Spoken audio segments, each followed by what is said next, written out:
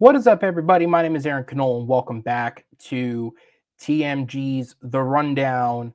Uh, I'm not going to waste much time on an intro here because this is an episode unlike anything we've ever done. This episode is so long, even the title is awkward. We have the top 11, I guess it's the small banner, not the big one, whatever. The top 11. I didn't really know how to format this, so I just put non-major studio animated films nominated at the Academy Awards. Now, not only is it the longest, most complicated topic that we've ever picked, but I have not one, but three co-hosts. Why do I have four people on this panel? Because I accidentally offered this to too many people, but I like the combination of people I have, so I wasn't going to cut anybody. So joining me for the show, we have Mr. Jake Tato, Jacob Barber, and we got Madeeh as well. What's up, guys? How's everybody doing tonight? Oh, man, just living the dream, loving everything about the world right now. Yeah, I'm sure you are. Oh, yeah. You get to sit pretty while everything burns below you, minus literal fire. But possibly literal fire sooner than later. Depending on what state you're in, probably literal fire. But, Also, Tato, I love the little Ash Ketchum turn into a dip. That was tight. I love it. All right, guys. So let's get into this. There's no film connection to this topic. There's nothing that's coming out that made me think like, oh, this would be good to cover. But there's been a trend over the last few years at the Academy for actually, I forget what match it was in, but if you go back, there's a movie battleground match where I actually debated about the best animated feature category. And I did like this deep dive research on it that was insane, where it's like the vast amount of nominations and the vast amount of wins in the category were basically dominated by Disney, Pixar, and DreamWorks. Like statistically, it is insane how much those three studios win the award. But in the last few years, there's been this seismic shift towards not just non-studio films winning, but also independent films winning.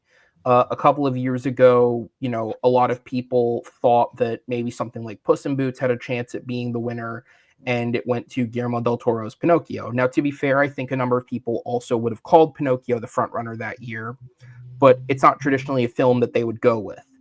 And then last year, Spider-Man Across Spider-Verse came out. I think most people assumed that would be the frontrunner to win, but Hayao Miyazaki's The Boy and the Heron took the win home. And this episode is actually set up before this year's Oscars, but we got close enough to it that I decided to wait till the Oscars had happened to record it. And sure enough, despite the fact that going in, The Wild Robot was undoubtedly the favorite to win, Flo walked away with the animated award, which, by the way, I don't have his name in front of me, but the co-writer and producer behind Flo is now the youngest animator to ever win an Academy Award at 29 years of age.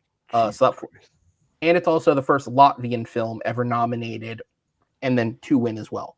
So history literally being made. But that's 3 years in a row now that there was a studio favorite that a lot of people said could have taken the win, and it went to the smaller film. And so I think that this is a topic that shines a light on not just the great films in the last few years, but a number of films over the years that fell into that category of like not being seen. And yeah, I mean, there's a lot of great films. We were talking about this beforehand. There's so many great films that I don't even think we're going to be doing like honorable mentions on this, because at least a couple of us will probably just do a second episode. Like, there are so many great films that you can talk about and discuss with this topic. But we're going to get into what we each individually said were the best 11. How does the show work? Separately, the four of us have seen as much of this as we can see. We have put together our lists. We have shown up here. We're going to go in kind of a circular order with Tato, then Jacob, then Madeeh, and then myself. We're going to go through our 11 through 8 first, then we'll go through our 7 through 4. Then for our top 3, we'll go back and forth 1, 1, 1, 1 until we have revealed our full lists. if at any point in the show you have a film that was listed higher up your list, just go ahead and notify me so that we can wait till we get to the highest spot possible to discuss it. So, for example, if someone's number 8 is your number 5, we'll hold off. But if someone's number 11 is someone else's number 9, then we'll just discuss it when it gets brought up because it'll be in that section of the video anyway. And then separately, if a movie that is brought up is not on your list, we're going to be trying something different today. Just because there's 4 of us, in order to sort of limit it as much as possible, if it's not on your list, then I'm not going to give you dedicated time to talk about it. And that doesn't mean you can't chime in with a comment here or there or provide information or a talking point for the person that is talking, but I'm not going to like go to you, this is your time to shine. Does all of that make sense? Yep. All right, perfect. Well, then let's not waste any more time. We'll go ahead and jump into this. Tato, buddy, we're going to start with you, man. What is your number 11? I'll lead off with take these first couple with a grain of salt. Haven't seen them in a minute, but they fall on the list for reasons. I'm going to throw Ice Age as 11. All right. Anybody else? All right. Well, Tato, go ahead, man. Ice Age. Give it to him. This is a movie that is animated, that was nominated for a Best Animated Picture at the Academy Awards, and I've seen it. Now, Dennis Leary is pretty solid in it. The voice cast is good, as much, depending on your tolerance for Ray Romano.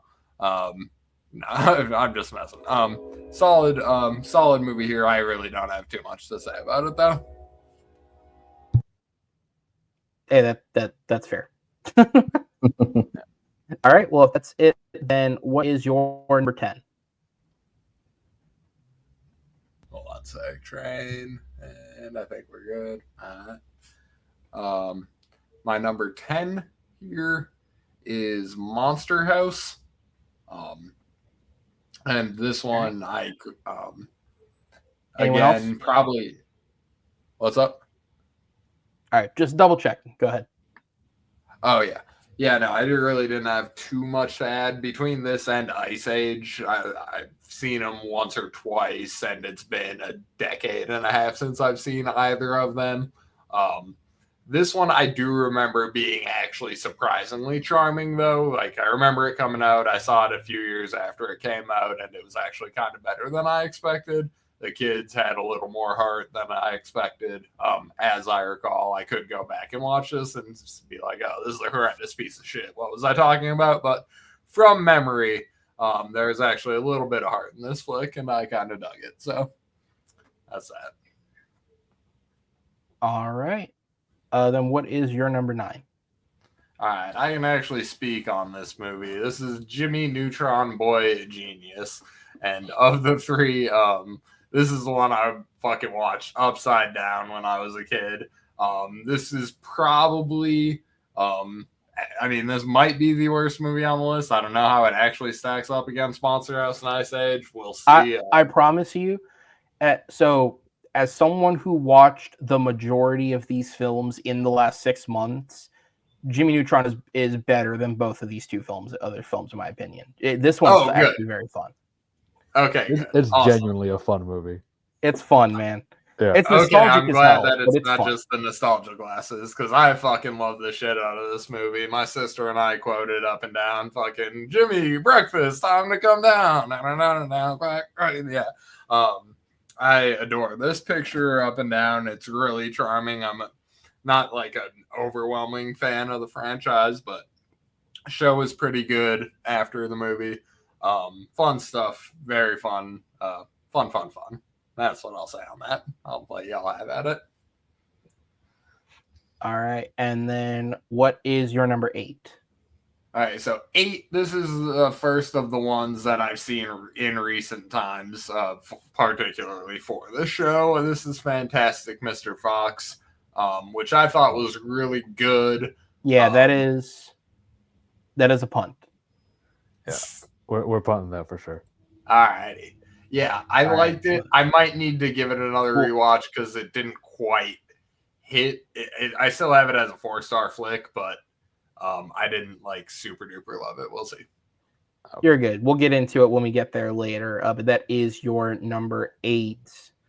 All right. So Barber, we'll go down to you next, sir. What is your number 11? Yes, my number 11. It's the most recent winner. My number 11 is Flow.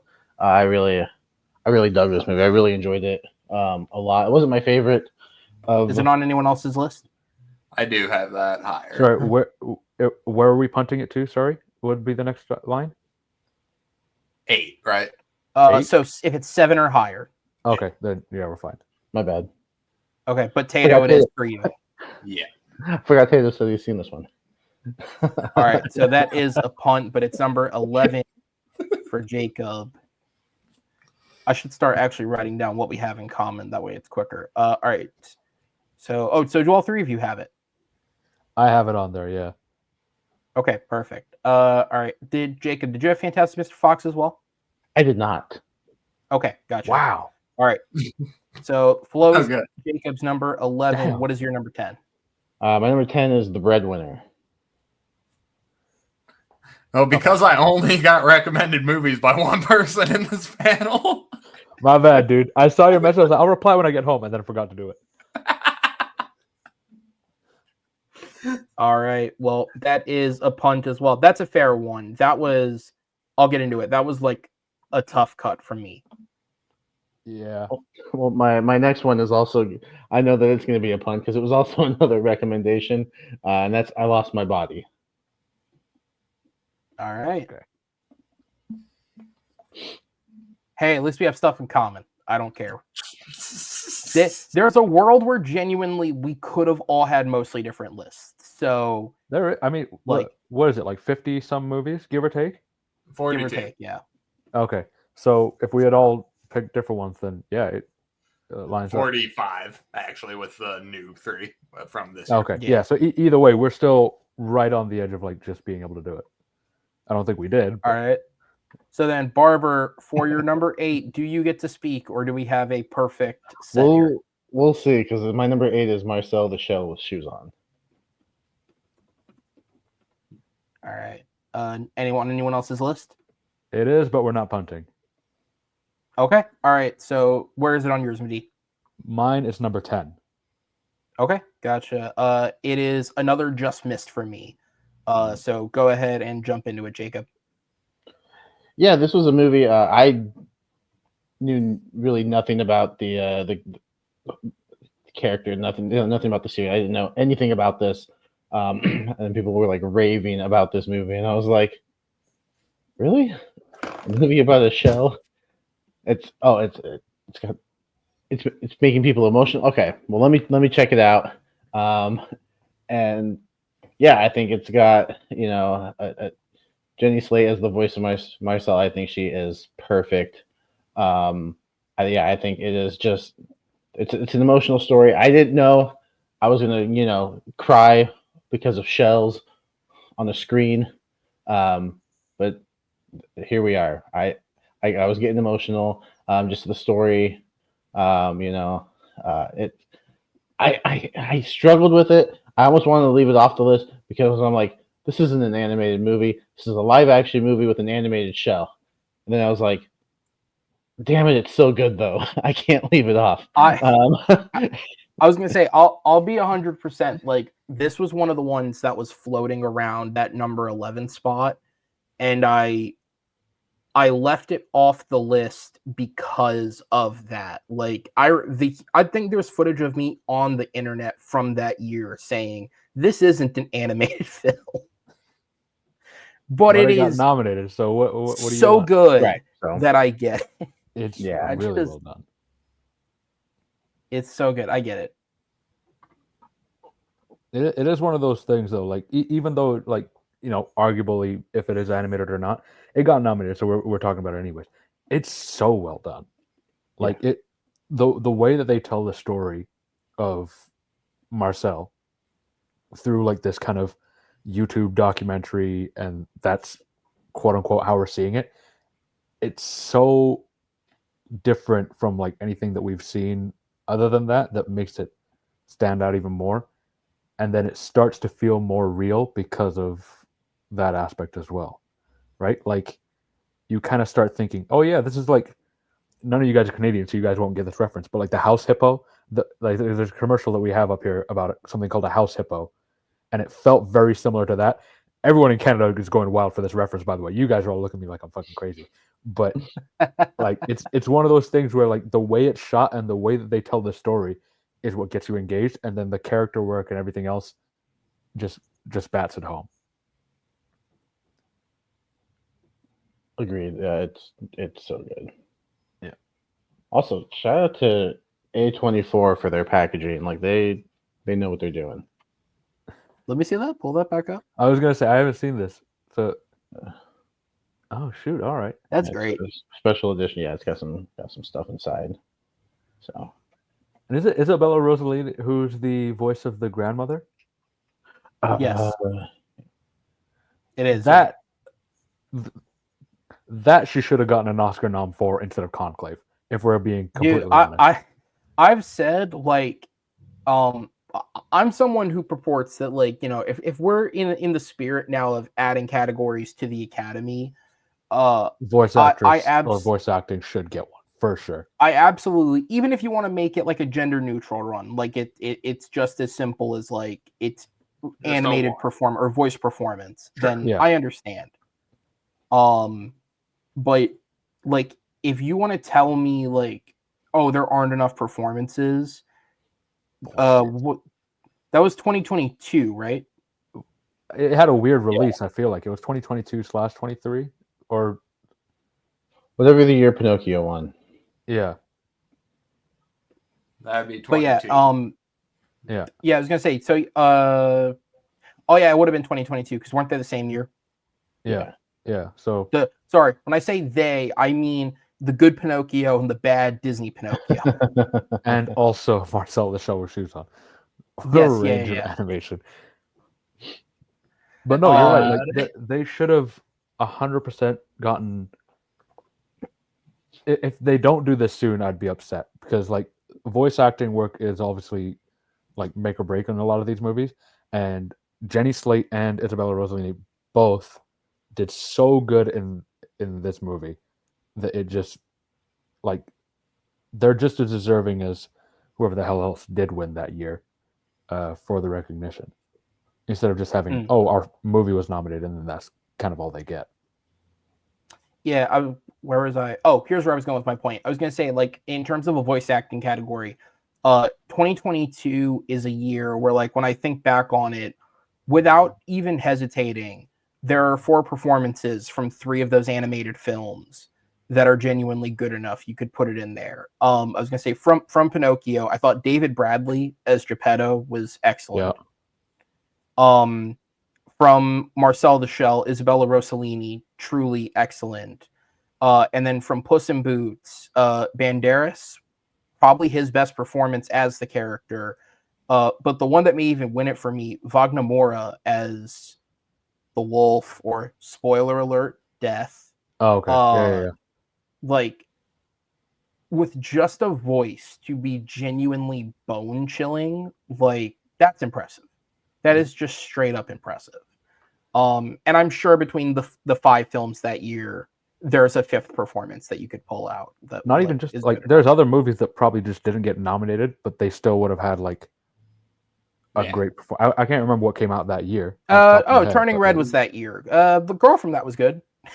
Yeah, sure. Yeah, I love Turning Red. But like that's the thing. Like this is a separate conversation, but there should be voice acting recognition at least some of these award categories or some of these award shows. Yeah, absolutely.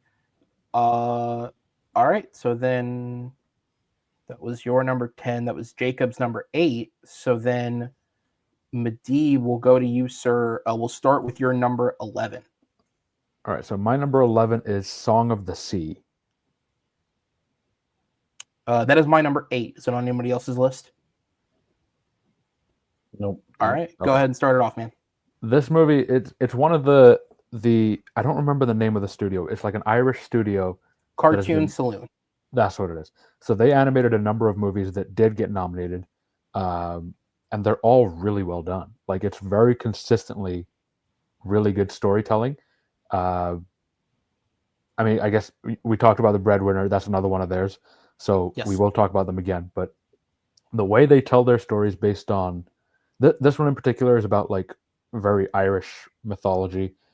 Brendan Gleeson plays the voice of the father, and like the story that they tell in this, I absolutely adore. It's one of the best. I'll say one of the best like looks at grief overall because they're missing the mother of the family.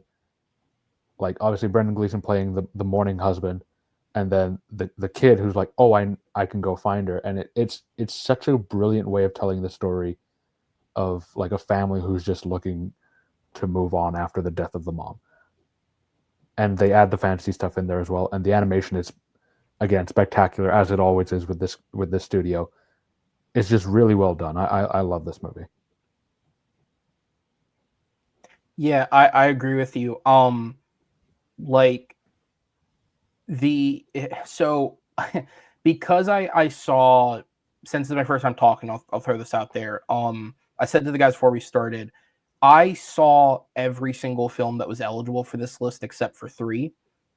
So I apologize if you're a fan of Chico and Rita, Loving Vincent, or Anomalisa. You guys had no chance because I did not see you.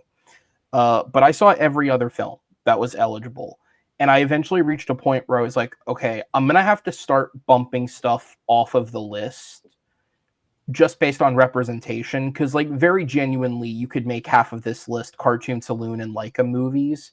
Because there's so many good ones from, like, those studios that have a few nominees that I had to just start picking and choosing. And so, yeah, like, the Breadwinner was one of a handful of films that could have made my number 11 that I cut simply because I had 2 other films on here from that same studio, and this is one of them. I feel like this movie takes the Irish mythology concept and moves away from like the historical period setting and sets it in. It's not quite modern day, but it sets it closer to modern day. Yeah. And I think that that's a really interesting approach. And you're right. It is. I feel like grief is a concept that gets explored weirdly a lot in animated films. Like I don't know why, but I think it's probably because like how many kids are capable of processing it as is. You know what I mean? And this gives them like a pathway to process it, right? Like that's a great point. It's not Yeah. it's not like you're going to talk to your 5-year-old or your 10-year-old about like why certain family members aren't going to be around anymore, right? Like you just say, oh, we took the dog to the farm outside of the city or something like that. Like that's usually how that conversation goes. So having animation be a method of communicating with them. I don't have any kids, but like would be probably how I introduce that topic. Is just like, all right, they're spoiler alert for this movie, they're turning into a sea lion, or they're like if you go to like Lion King, they're joining the stars in the sky and like becoming one of the great kings of the past. Like it's kind of down that line where it makes it easier to have that conversation with kids by grounding it to something at their level. Yeah, and actually, I'm glad you brought up the Disney films as an example, because I was going to say, like, of my own personal top 11, this is the film that I feel like most easily could be compared to, like, a Disney movie, or it feels like something that kind of could be done in that range, but it is so well done, that it is a comparison that's made out of, like, respect to the film. Because you're right, they tackle the topics that they're covering really well. It's beautifully animated. It incorporates, the stories, the lore that it's based on, really well. And so anyone, my parents are Irish. When I was watching this movie, they happened to walk in as they were watching it. Now, my parents don't go out of their way to watch artistic animated films.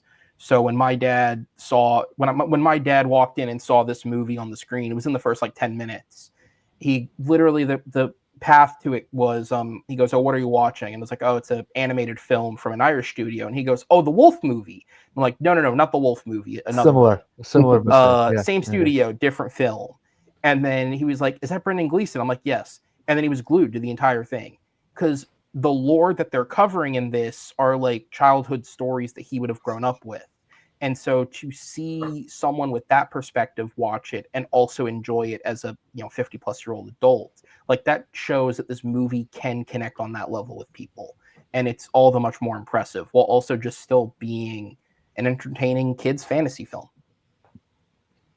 Yeah, there's like the biggest diss I have against this film is there's other better fantasy films higher on the list. Yeah. I don't necessarily have anything negative to say about any of these films. It's just there's a lot of good films. That's really all it is. All right, man. So then we'll go ahead and move on. So that was your number 11. Marcel was your number 10. So what is your number 9? Number 9 is Kubo and the Two Strings. That's a punt. Okay. Figured. And then number 8 we're also punting because my number 8 is Flow. All right, gotcha. So Kubo is your number 9. Does anybody else have that on their list? Yeah. No. No. Okay. All right. So it's on the 3 of ours. That's interesting. We haven't had one that's on all four lists yet. We'll see if that happens. I mean, I have some guesses as to what will be, but let me see. So Kubo. So I'm just trying to make sure I don't lose track. Yeah, no, fair enough. All right, so it's on my list. It's on Tato's list. It's number 9 on Madeeh's list, and it's not on Jacob's list.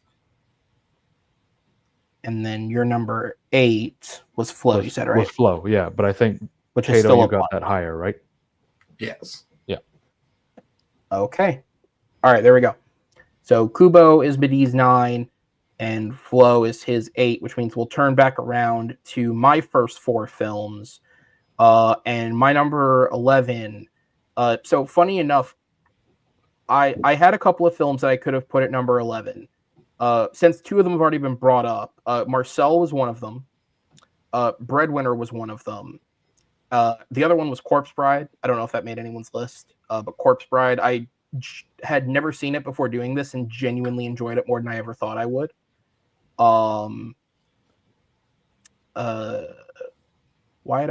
We'd done Tim Burton as well. I watched it for that as well, and I enjoyed it way more than I thought I would. But I put the film that I put at number 11 because I knew for sure one of you would have it on your list because we've talked about this movie before, and I know that you love it. And then we get into the call, and one of the first things they do is bring up this movie. My number 11 is Nimona. Yeah, fucking punt. Yep. Okay, cool. There you go. And that's on who else? That was on your list as well, right, Tato? Yes. All right, Jacob. And Jacob. God damn it! You son of a. Fair enough. All right. You whore. I love it. I love it. Get Brian on I like these movies. Like to be honest, so just I've seen 32, and I'd say 25 or 26 I think are really good. Fair. Yeah. Okay. So. Fair enough. All right. So Nimona is my number 11. My number 10 is I almost mispronounced it. It's not Flow. It's Flea. Flea is my number 10. Didn't see this one on my list. Okay. So for anyone who doesn't remember this one, this was the animated documentary that got nominated a couple of years ago, where it hit this weird perfect trifecta of being an international film, a documentary, and an animated film. It was nominated for all 3. It did not win one. I can't say I disagree with that, but I think it's a fucking shame because if you get nominated in those 3 categories, you should probably walk away with a trophy. But with that said, this movie to me is excellent. I want to get the details of the story correct, so pardon me while I look it up. So the man who it's focused on, his name is Amin Nawabi, and it's basically him sharing to the director of the film, who's like a high school friend of him, his past. It's the first time that he's like opened up about his past. And it's about him fleeing from Afghanistan, where he grew up, to Denmark, but then also on a religious sense, understanding his own emotions as a gay man. And Oh, wow. Okay. which is obviously incredibly complicated coming from somewhere like Afghanistan. Yeah. And you know, so the basically from how it's been described, the way that this was originally done is they recorded the audio track for the documentary, where the two guys just sat across from each other and he told his story to the director while he was holding, you know, the recording equipment. And eventually they came across the idea to do an animated film instead, because obviously so much of the story is, you know, talking about someone's past, and rather than trying to like recreate it or just using like insert shots that you normally would in a documentary, they thought animating it would be the most powerful way of portraying it. And the animation, it's a 2D animation, and it's done so beautifully. And the thing that really sells it, obviously, I mean, just off that premise alone, like you can tell that his life experience and his story is very powerful, but it's the fact that the director and the subject are friends, right? So in the same way that, like, let's say you experienced a traumatic thing in your childhood and you open up to a friend you've made as an adult about it, that like emotional bond that's there exists within the documentary itself, because the subject and the director are close, and it's the director almost learning a side to someone and a story from someone that he never really knew. Now I did see it in its original language, but it was picked up for an English dub, where actors Riz Ahmed and Nikolai Coster-Waldau did an English dub over of it. Apparently it's also excellently acted. So if you're not someone who's into foreign language films, there is apparently a very good English dub that exists of it. But I just found it to be super, super powerful.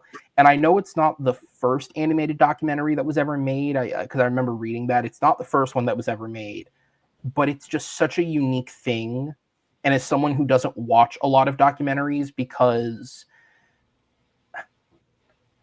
while I can appreciate the artistic, like the artistic ingenuity of making a documentary and finding an interesting way to present this information, oftentimes I find myself during documentaries feeling like I could be reading this and also taking what I'm taking from it. So I have a hard time appreciating them the way that I think other people do. But there is just so much artistic beauty in the animation of this that it truly sucks me in, to the point where part of the way through I forgot I was even watching a documentary. Like it took me a bit to realize, like, this is not just like based on a true story. This is literally someone's life. Someone lived this, and it's very, very powerful. So I would without hesitation recommend it to anyone. It's so good. If I remember correctly, I think it made my top 10 films of that year. Like, it is that good. Okay. So definitely, I mean, again, we've all talked about the incredible number of films that make this list. Without hesitation, this was never going to miss. Very, very good. All right, so that's my number 10. Moving on, my number 9. Tonally, much easier to watch. My number 9 is Missing Link.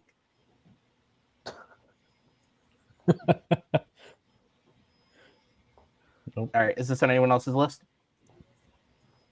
Okay, cool. As we're gonna get to later, already guaranteed with Kubo. Laika are an incredible studio. I love them. I cannot tell you how excited I am for their next film that comes out later this year. And obviously they have a number of films that they did that lean into kind of the darkness. I would say obviously most of their films kind of lean into that dark, edgier side of things, right? And you know, The one they did that most people don't remember because it's a Tim Burton film is Corpse Bride. But, Corpse Bride to Coraline to Paranorman, all excellent films. Yeah. And The Box Trolls is good, but it's not on that level. Missing Link tonally is so different to everything else they've done that it makes me appreciate it more. Truly, I think that the fact that it is very lighthearted and it is a comedy, I very much appreciate. Zach Galifianakis is an actor who frustrates me because he has shown multiple times in his career that he can be excellent. And it's almost like he refuses to consistently. But he's great in this film. And his chemistry, voice acting wise with Hugh Jackman and Zoe Saldana is great. The animation is stellar in what has to be one of the dumbest business decisions ever. They invested $100 million into a stop motion feature, and it's fine, guys. Don't worry. Like, bankrolled by Phil Knight, they're fine, but you can see the money on the screen. The fact that they're doing wide shots of forests and mountains and oceans in a stop motion film is absolutely incredible. It's some of the most beautiful stop motion artwork I think you'll see.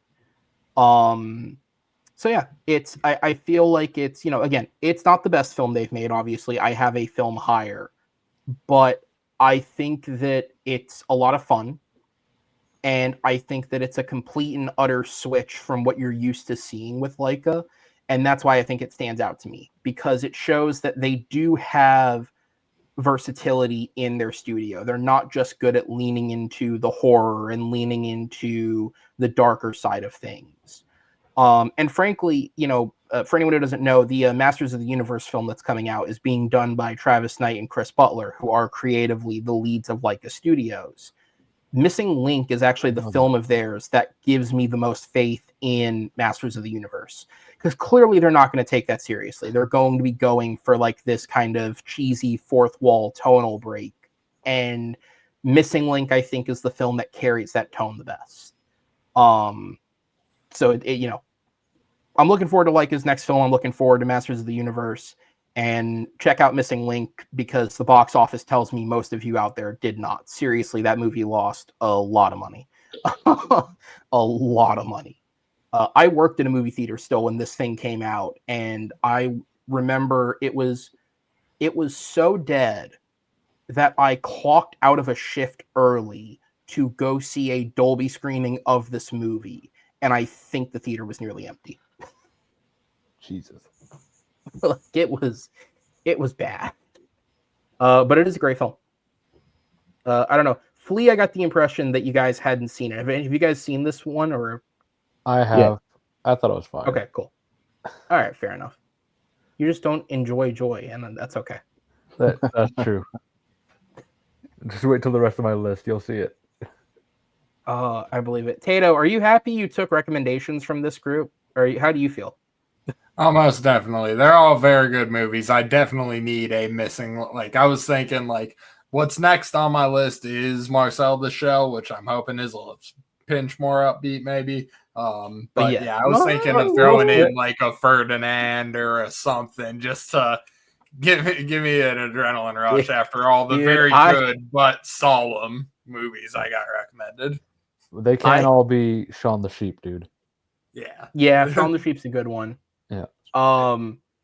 Bro, you could give me a whole hour on why Ferdinand might be the worst film to ever be nominated for this award. I hate that movie with a passion. You don't love John Cena as a bull? Oh, I don't mind John Cena. I want to choke that Kate McKinnon goat. And by the way, that's a violence against animals joke, not a violence against women joke. It's number 31 on my list. Somehow number 40 on mine. Yeah.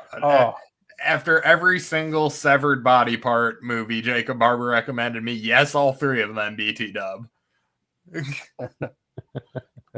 I hated Ferdinand so much when I saw it that I put off seeing Jumanji by like 3 or 4 days because I was going to see them back to back, and I was just like, I want to go home. That was miserable. That's amazing. That's amazing. I'm done. Anyways, my number 8 is Song of the Sea, a much better film. Okay. But we already talked about it. All right, then. So we'll go ahead and move on to Tato once again, sir. What is your number 7? This is GDT's P, as it were. Hey. That is a punt. Is that a punt from all three of us? It's my number 4. So almost. Okay, there you go. We got one with all 4 of us now. Wow. All right. Wait, would it be a punt to 4? It wouldn't have, but it's a punt for them. Well, it's a punt for us too, but it's still on all of our lists. Gotcha. Cool. All right. In that case, what is your number 6?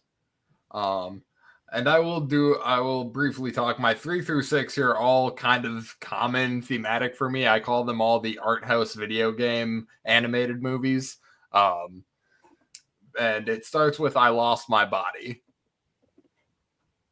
Okay. All right. That was Jacob's number 9. Madeeh, it wasn't on your list, right? Oh, it wasn't.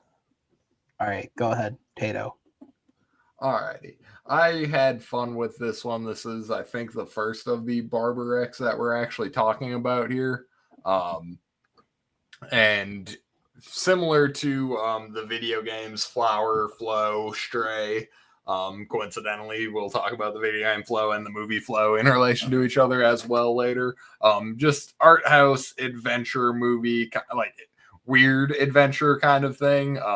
We're following fucking Thing from Addams Family, and I don't know how he got sorry, it's the no, you're not wrong. Yeah, I'm not wrong. And it's French and very fucking French. It's definitely a pretty artsy piece here. Good story. I'll definitely let Barber go into better detail about it because I'm pretty bad at talking about flicks. But yeah, it's just a real charming piece of storytelling, and it's kind of weird and kind of fucked up, but the art is gorgeous. Like that, this is like the most vibrant I've ever seen the city of Paris, which is a very vibrant, gorgeous city. It's easy to make that city look good, and this take on it is really interesting here. Is it hand drawn? This one? I'm not sure. Barber. Aaron probably might know that one. I can look it up.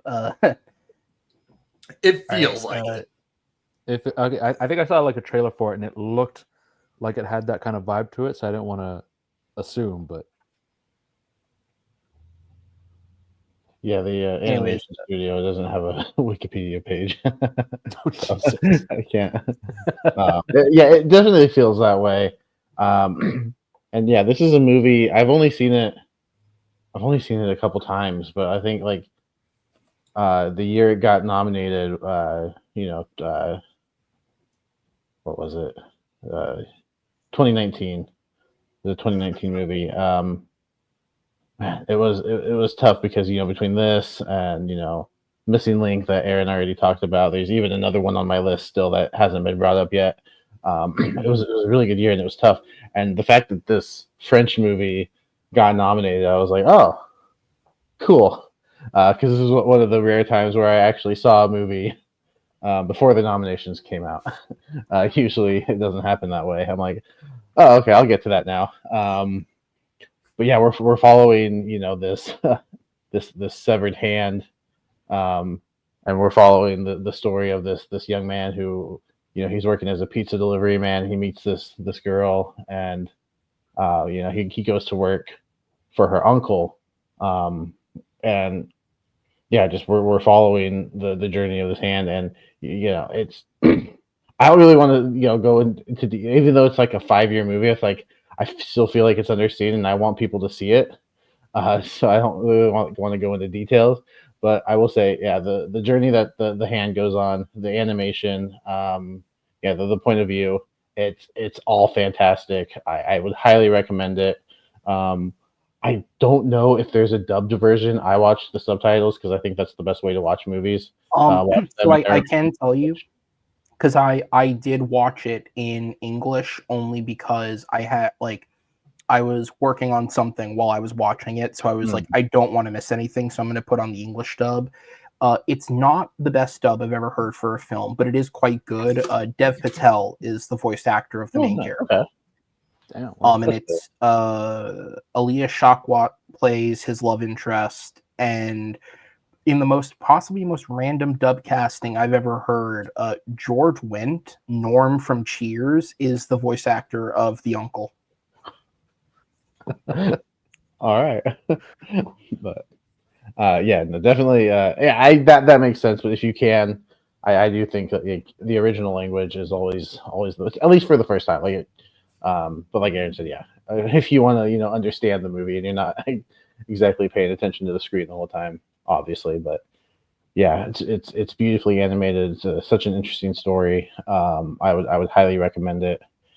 So yeah, it's Okay, so it was technically hand-drawn animation. So what they did was the previs work for all the frames was done by computer, and then artists would 2D basically trace and then adjust over the CG concept art. Okay. You fucking tracers. Sorry, I can't resist. So it was, yeah. Also, while I'm reading this is for anyone interested, this is back from 2019. The Wrap did like a whole interview with the director and like a detailed thing on how the film was made. The character models that you see in the film are actually based on the French voice actors that performed them. And the recording for the film was done kind of like, have you ever seen behind the scenes of Mandalorian, where like Pedro recorded in a studio set? They recorded the voices for the film on a studio set where the actors actually acted off of each other, and then they sort of mimicked that into the CG models that they drew over. Okay, gotcha. That's cool. Interesting. So definitely a lot of artistic ingenuity here. Yeah, this is a great film. This for me is in that large set of like very, very good, would definitely make part 2, but just not quite. All right, so then Tato, we'll go back to you, sir. What is your number 5? Kubo. That is a punt. Wow. Was it Tato 5? I just said 5 because I'm pretty sure that's what the number was, but I couldn't remember. It was, yes. Okay, all right. It was, yeah. All right, so Kubo on the 2 strings is his number 5. That is a punt still, though. So what is your number 4?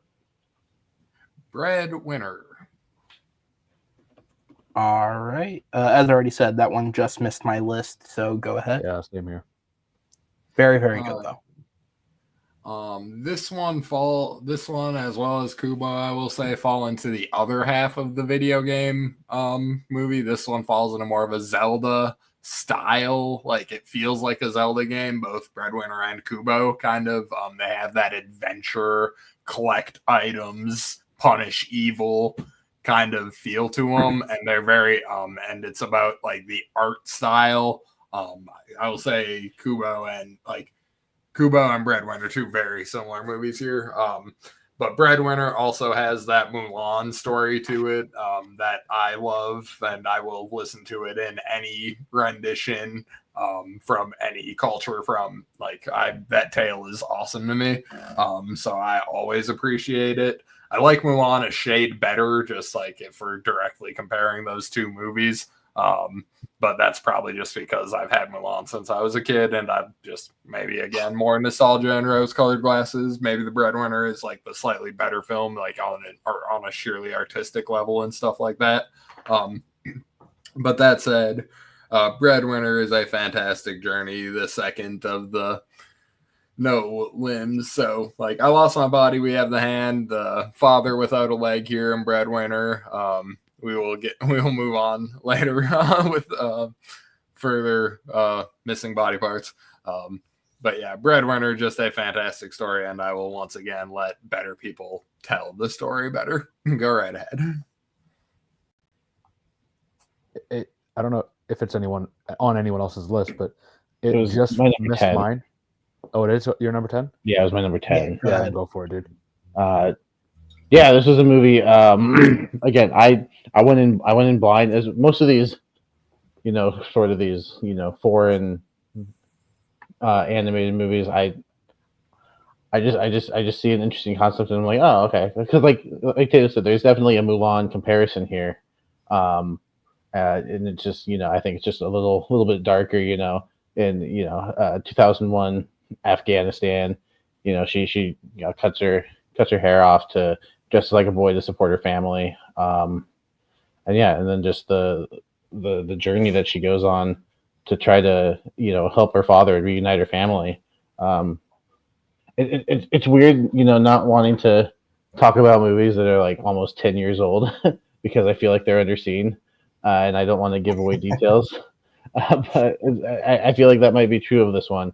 I would definitely say seek it out. I do think the animation is quite beautiful. I think it's great. I'm going to stop saying that because I could say that about every single one of these movies except for maybe Marcel, because it's just the shell. But damn it, that shell's adorable. But yeah, when I was making my list, I was like, which it was more of like which stories do I want to highlight as well? Like some of these movies are just fun. I'm looking at like the Despicable Me 2 it's just a fun movie. Jimmy Neutron, it's a fun movie.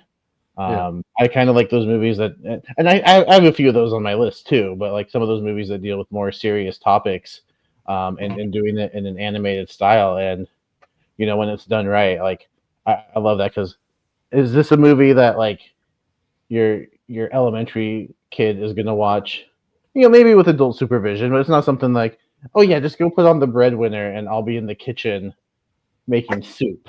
It's not Finding Nemo. Yeah. No, it's not, but like it's definitely a movie that I think like kids and adults could get something out of, and it's definitely it could be a family movie, but yeah, like those movies that deal with the more serious topics, I think they deserve to be highlighted, and I think the Breadwinner is one of those. Madeeh, I'll let you say something on it real quick because you wanted to jump in there this before one, Jacob. It was just off of my list. For me, the first hour of it, I was like, all right, this is a pretty decent movie. Like it's up there along with the rest of them. Like not really anything standing out. And then the last half hour hits, and I could feel my heart like drop. Like throughout the last half hour, like without spoiling anything, but the last half hour, a lot of stuff happens. It's where a good amount of conflict happens between various characters and various events. And like other things are happening that you're like, okay, how is this going to pan out? What's happening with this story? What's happening with the story that she's telling to her brother? The whole time, like the first hour of the movie, I was like, all right, it's a pretty good movie. And then the last half hour hit, and I was like, okay, yeah, no, this is definitely deserving of all the acclaim it's gotten.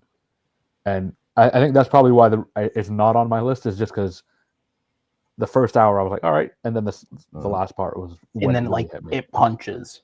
Yeah. So I think, and this is probably just like a me thing that might not be the same for everyone, but the fact that it took a while to get there and then it hit there, I was like, all right, so this is just keeping it off behind Songs of the Sea and all the other movies that I put on there. But it was right in the conversation. I was trying to figure out which Irish film to put at 11, and I picked the other one. No, I definitely understand that. That was me with the Nora this year for Best Pictures. Like that first hour, I'm like, oh, okay, that's cool. I honestly watched the first hour and I fell off. I turned it off. I'm assuming it gets better, but I was like, I can't deal with this. Like this is a lot. So I was gonna say I'm gonna jump in just because. So, for this show, if it's not incredibly obvious at times, I do like to research the films that may be on the list because I like to be able to have the knowledge so that other people don't feel the need to have to prepare to that extent. The Breadwinner might have one of the most interesting behind the scenes like pictures. of any of the films on this list. The script for this movie was not originally developed as a script for this studio. It was actually developed as a film to be directed by Angelina Jolie.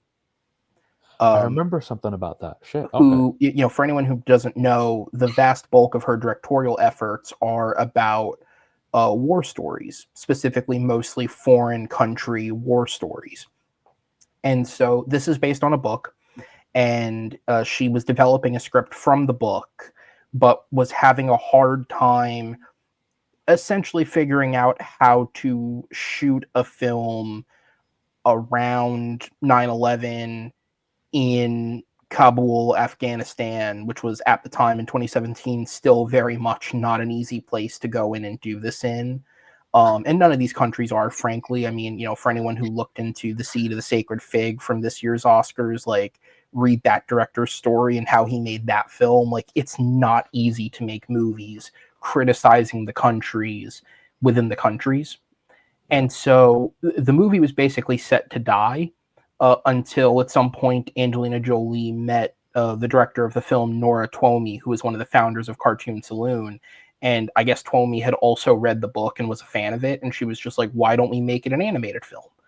Which Angelina Jolie was a huge fan of, because she's spoken publicly before about how, like, kids entertainment doesn't just have to be something that babysits kids. Like, you can make mature kids entertainment. So they moved the script over. Hey, man, she was also in Kung Fu Panda. Yeah, but that one is good. So some of it. First three are good. The fourth one. And she didn't come back for that one. You got to have Angelina Jolie, otherwise they're going to be shit movies. But so they developed it for the studio. But then the other thing that was interesting is this book, the book that it's based on, also titled The Breadwinner. It wasn't just written pre 9/11. It was written pre 9/11. It released in 2001, just, I think, not long before 9/11 happened. And so as they were developing the script, and it's funny you talk about the third act, they brought the author of the original book, which is one of the co-writers of the script, Deborah Ellis, back in, and she helped develop that last half hour post 9/11, which was not in the original book. That's insane. So all of that was added on for the film. And the fact that you wouldn't know it unless you're someone like me who researched it is incredible, because it seamlessly fits. You would not think they've tacked something on, but that is what they've done. They've basically tacked on another 30 minutes, and it works perfectly. Where the book ends is when she without going too deep into the details of it, when she sees her friend on the street for the last time. Oh, okay. Is where it ends. So everything post that was added. Wow. Mm-hmm. So okay. Yeah. So they did a lot. And yeah, it's very powerful. It's very well acted. And yeah, definitely recommend to anyone. Obviously, high plaudits from all of us, despite the fact that it's only on 2 of our lists. So. All right. With that said, Jacob, you are up next, sir. Yeah. My number 7 is Klaus.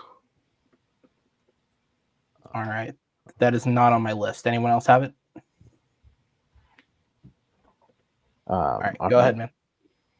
I just think this is a fun, sort of alternate origin story to Santa Claus, and just one that I'm gonna put on just about every Christmas time now.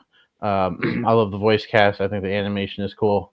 I like I like this J.K. Simmons portrayal of Santa Claus a little bit better than last year's portrayal of Santa Claus.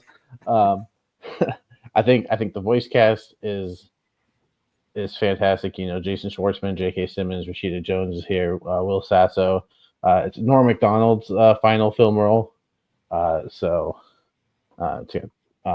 a fantastic voice cast, and it's just one of those movies that you can put on, and makes you feel good. It's not as deep as like the Breadwinner and I Lost My Body, but it's just a fun Christmas movie, and again, one that I'm going to put on nearly every year at Christmas time now. So I love Christmas movies getting recognition at the Oscars. Let's do it some more.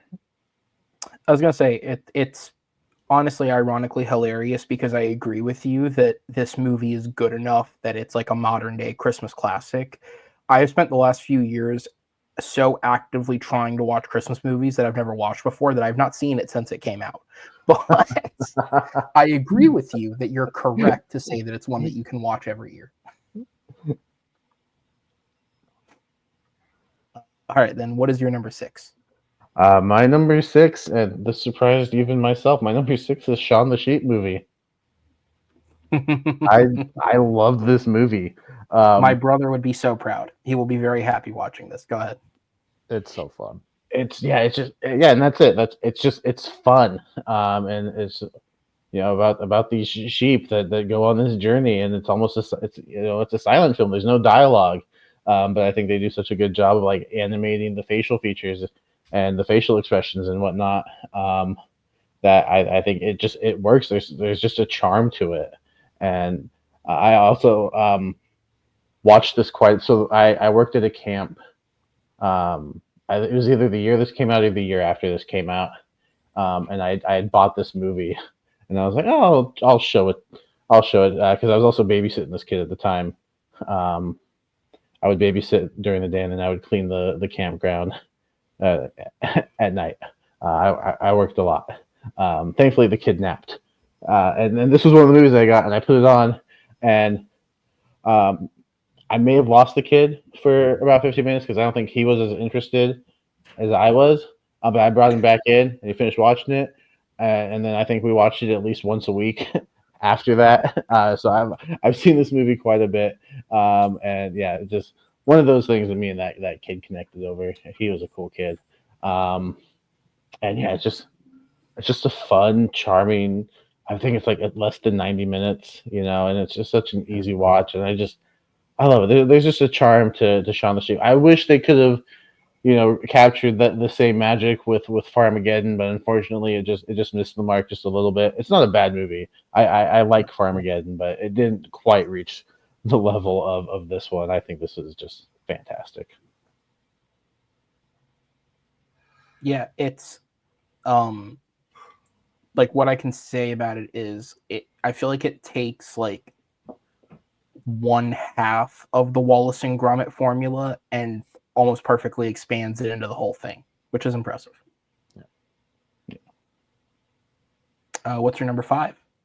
My number 5 is Memoir of a Snail. I absolutely. I got it. Okay. Again, your fault.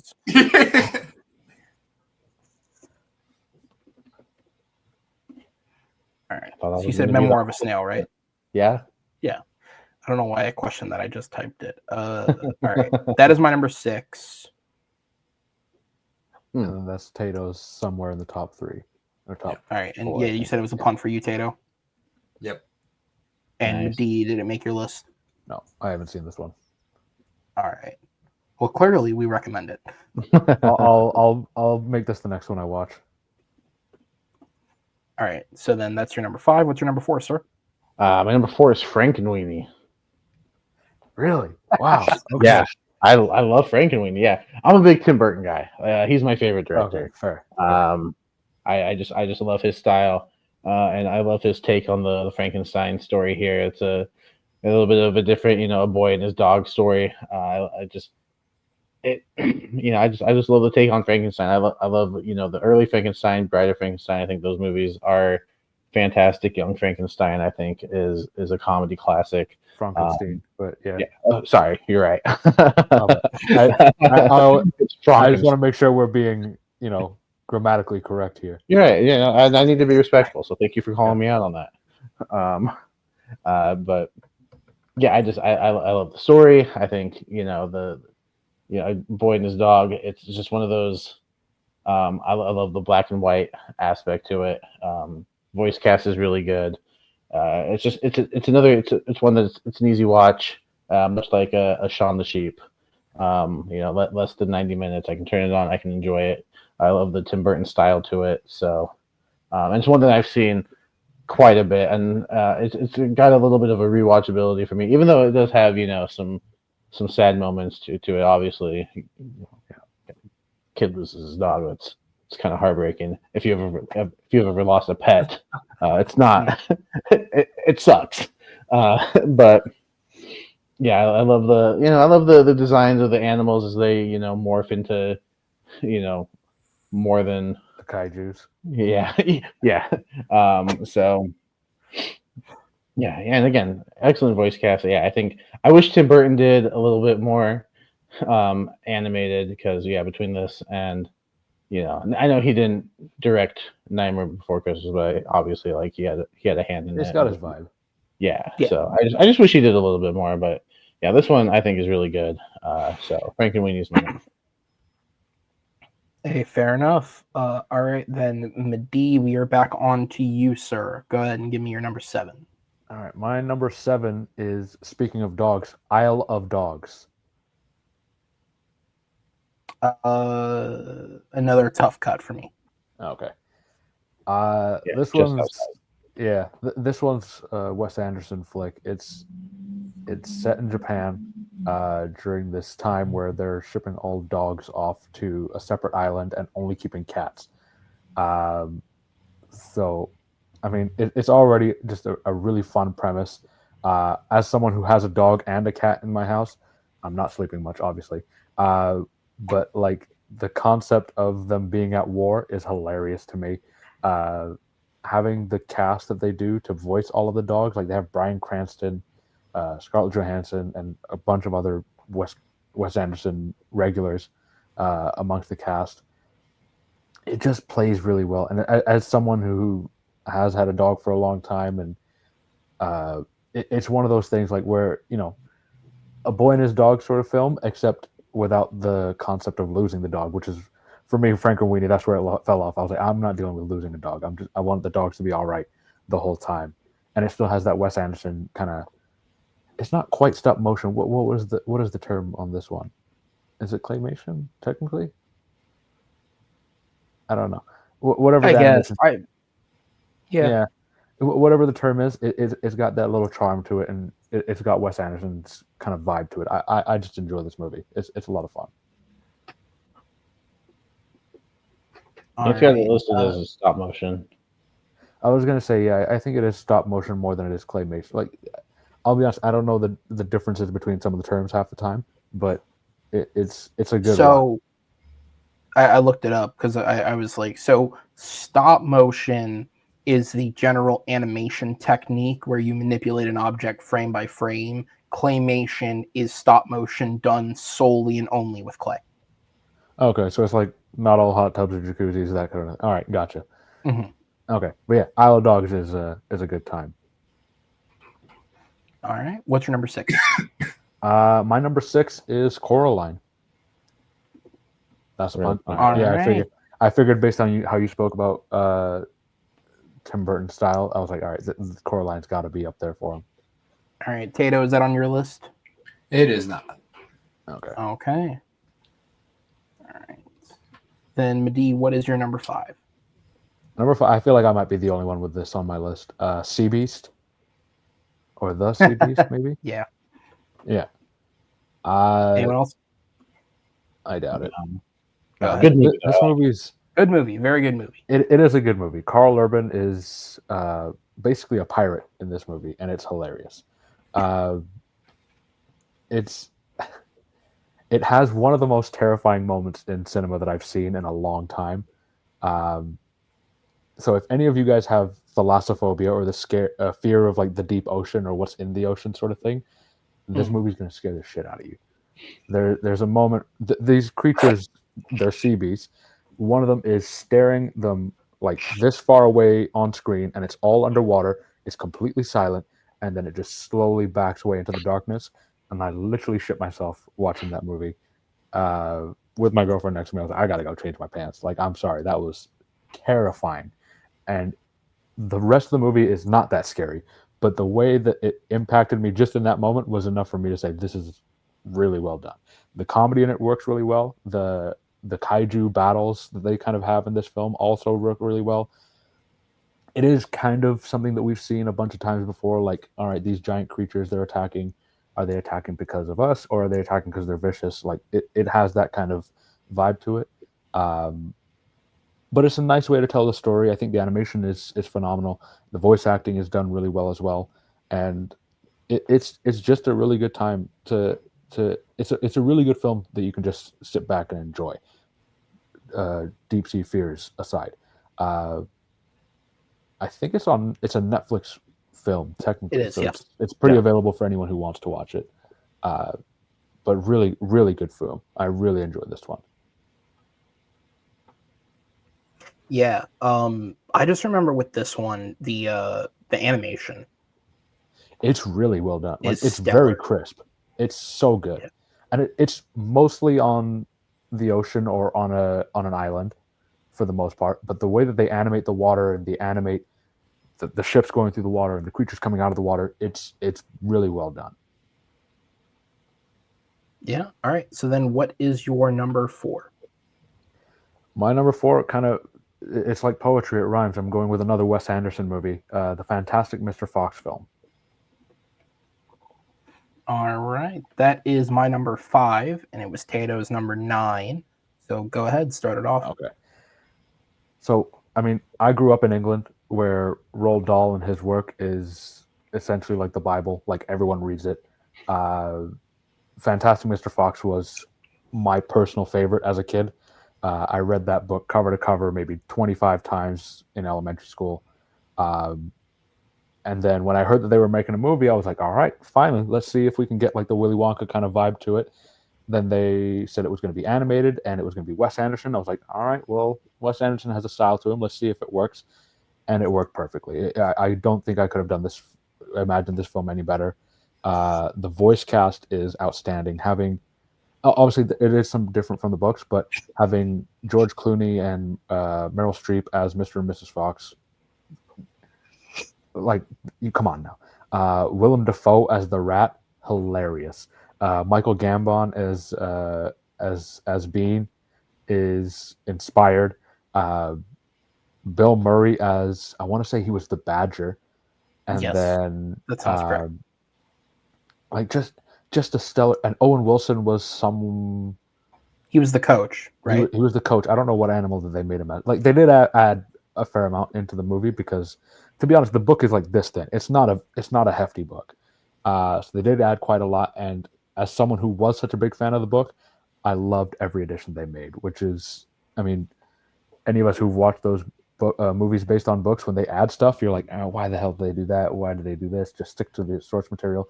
For this, it was the opposite. I love the additions that they made. I love the changes that they made to the story. It's got a lot of heart to it.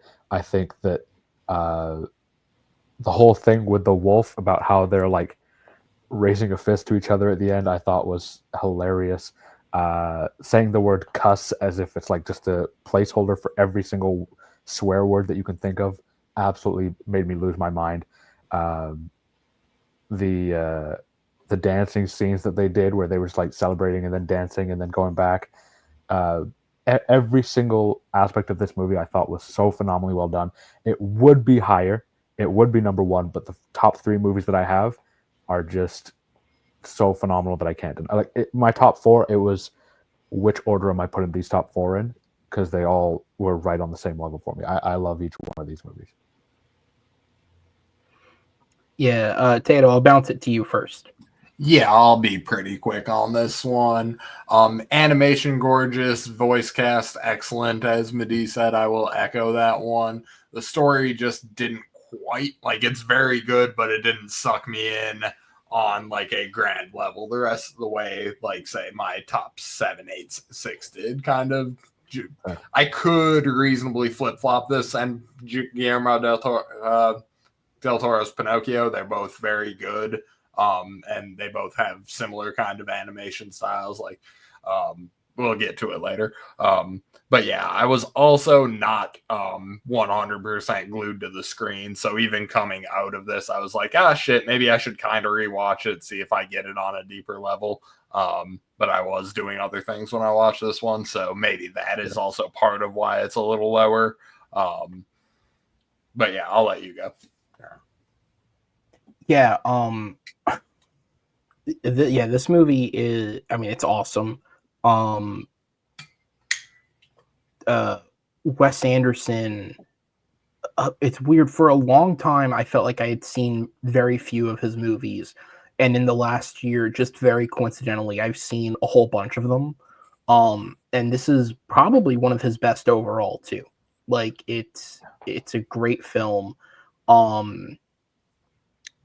Willem Dafoe is usually the best part of whatever Wes Anderson film he's in, but just before you even like hear the rat speak, you just see it and you go, "That's got to be Willem Dafoe, right?" Yeah. Just look at him. That's he's Willem in the movie, Dafoe. and as soon as you see the rat, you're like, "That's him." That's him. He looks like he's something of a scientist himself. Like that. That's the vibe that the rat gave off. But also, like, and I feel like, especially because he's not as like prominent an actor anymore, like, this movie is genuinely a perfect example of like the effortless charm that made George Clooney a movie star. Yeah. Like, truly, he I think- just exudes it. Other than the Ocean's movies, this is one of the few times where I was like, George Clooney's really goddamn good. You know what I mean? Like, it was. Yeah. Like, the first thing I saw him in was Batman, so I definitely wasn't a fan of him at the start. My mom's like, "No, trust me, he's really good," as everyone's mom did. And then I saw him at Oceans. I was like, "All right, I kind of get it." And then this movie hit, and I was like, "Okay, yeah, I got you. I see the appeal now." I was watching. What was I?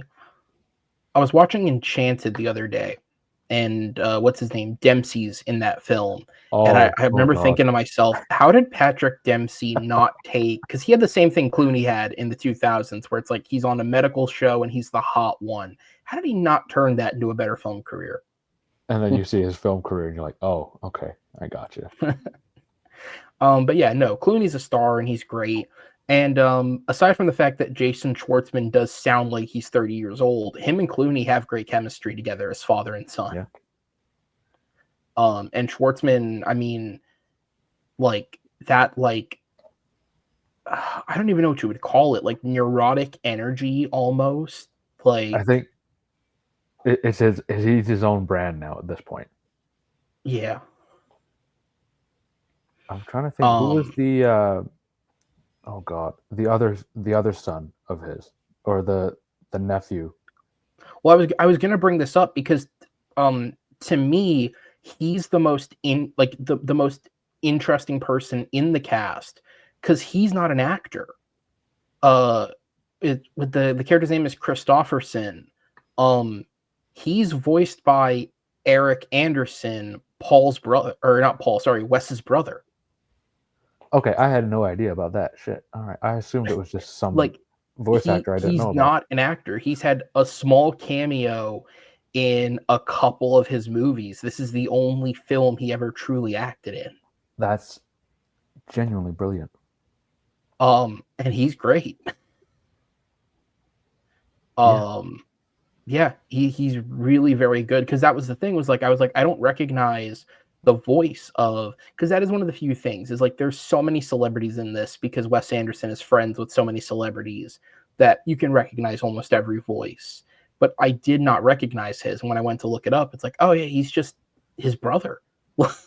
It's one of the, like, this cast, like, the other thing I remember of this cast is when I first watched it, I think Mario Batali is the voice of, like, the mouse, or of somebody, like, Of Rabbit, Adrian Brody's mouse.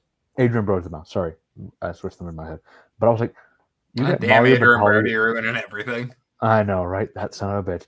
But like, you get Mario Batali in this movie, and then I looked up Wes Anderson afterwards. I was like, oh, he does one of the voices, like the singing voices during the auditions in the movie Sing. I'm like, this is insane. Like, these guys just have fun with these roles, and they like bring on their friends, and it turns out spectacular.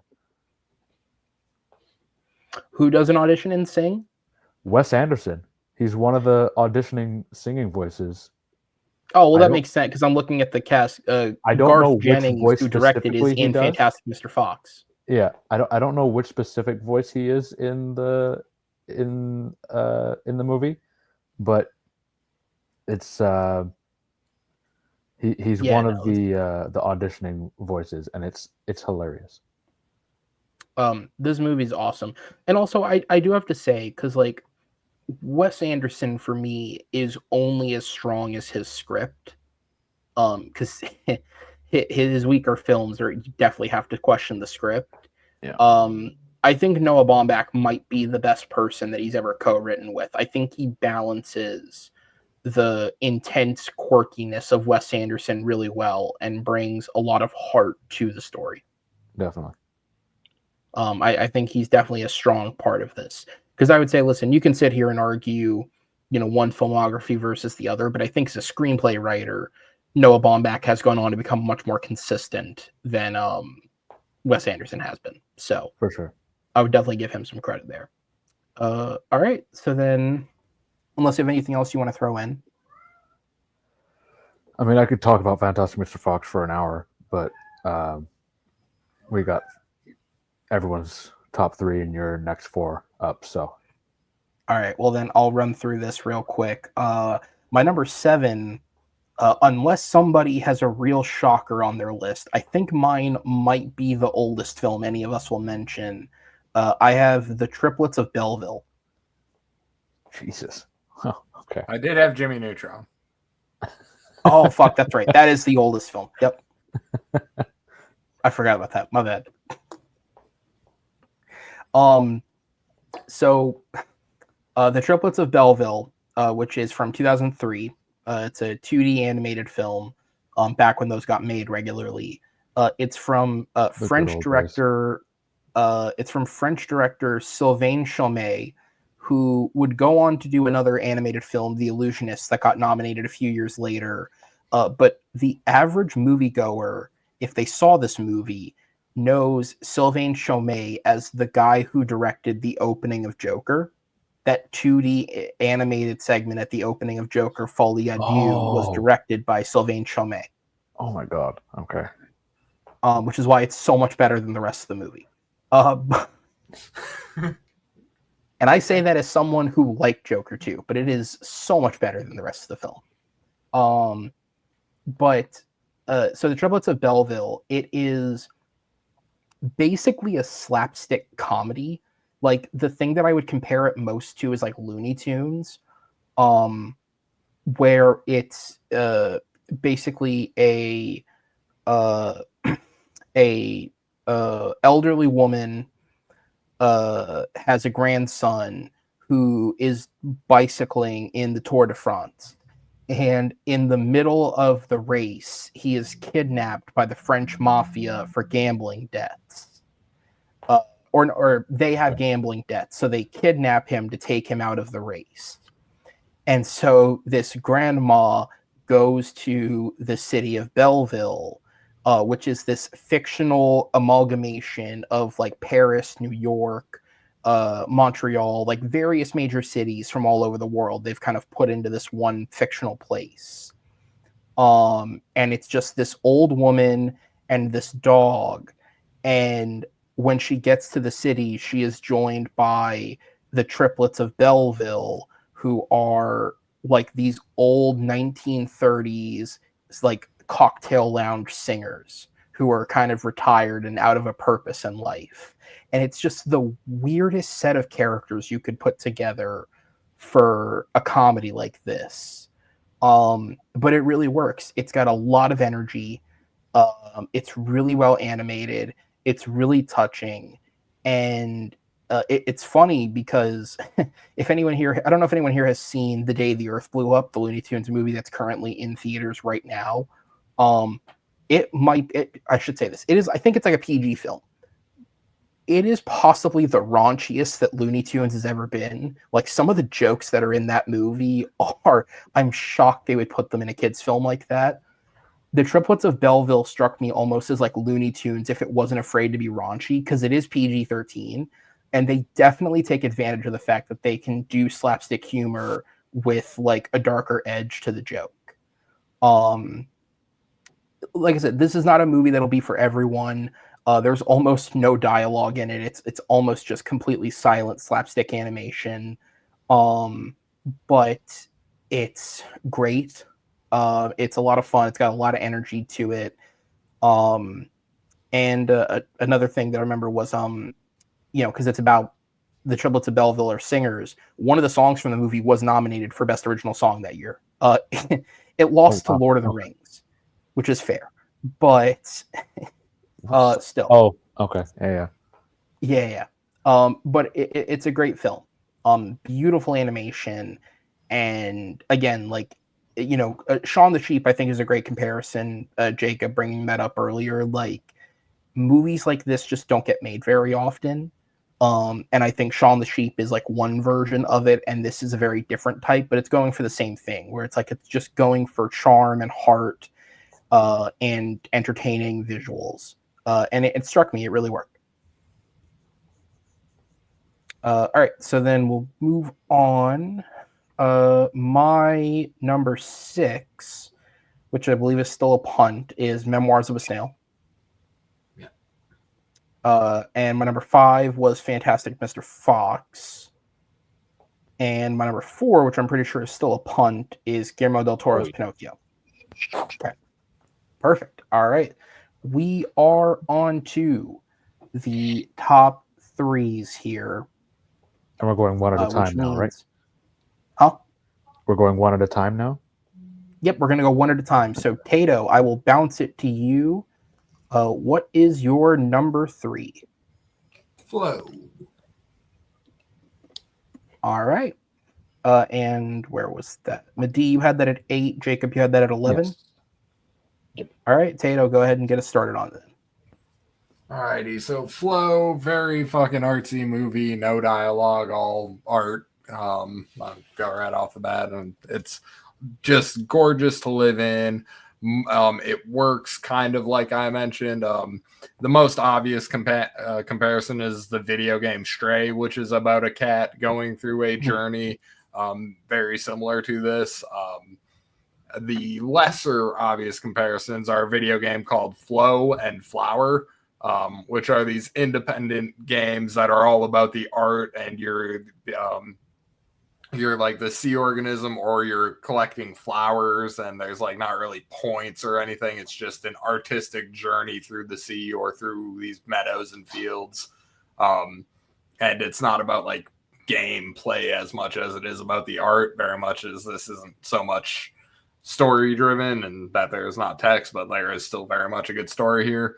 Just gorgeous animation. You don't need words to tell a story. A picture is worth 1,000 words.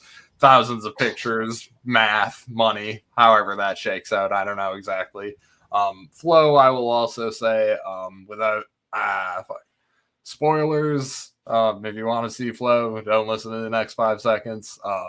One of the most horrific scenes I've seen in any movie, period, in Flow here is when the bird gang kicks the one out and goes straight American History X on the bird, and they curb stomp his fucking wing out. Like, it is as graphic and disturbing as the American History X scene to me. Like, I was watching that scene, I was just like, oh fuck, they're not gonna go that way with it in this movie, are they? And then they did, and I was like, Jesus fucking Christ. So yeah, genuinely a horrifying scene there. I was thinking about it when you mentioned the sea beast thing that made you poo your pants a little there, Madeeh. But yeah, not a little, but okay.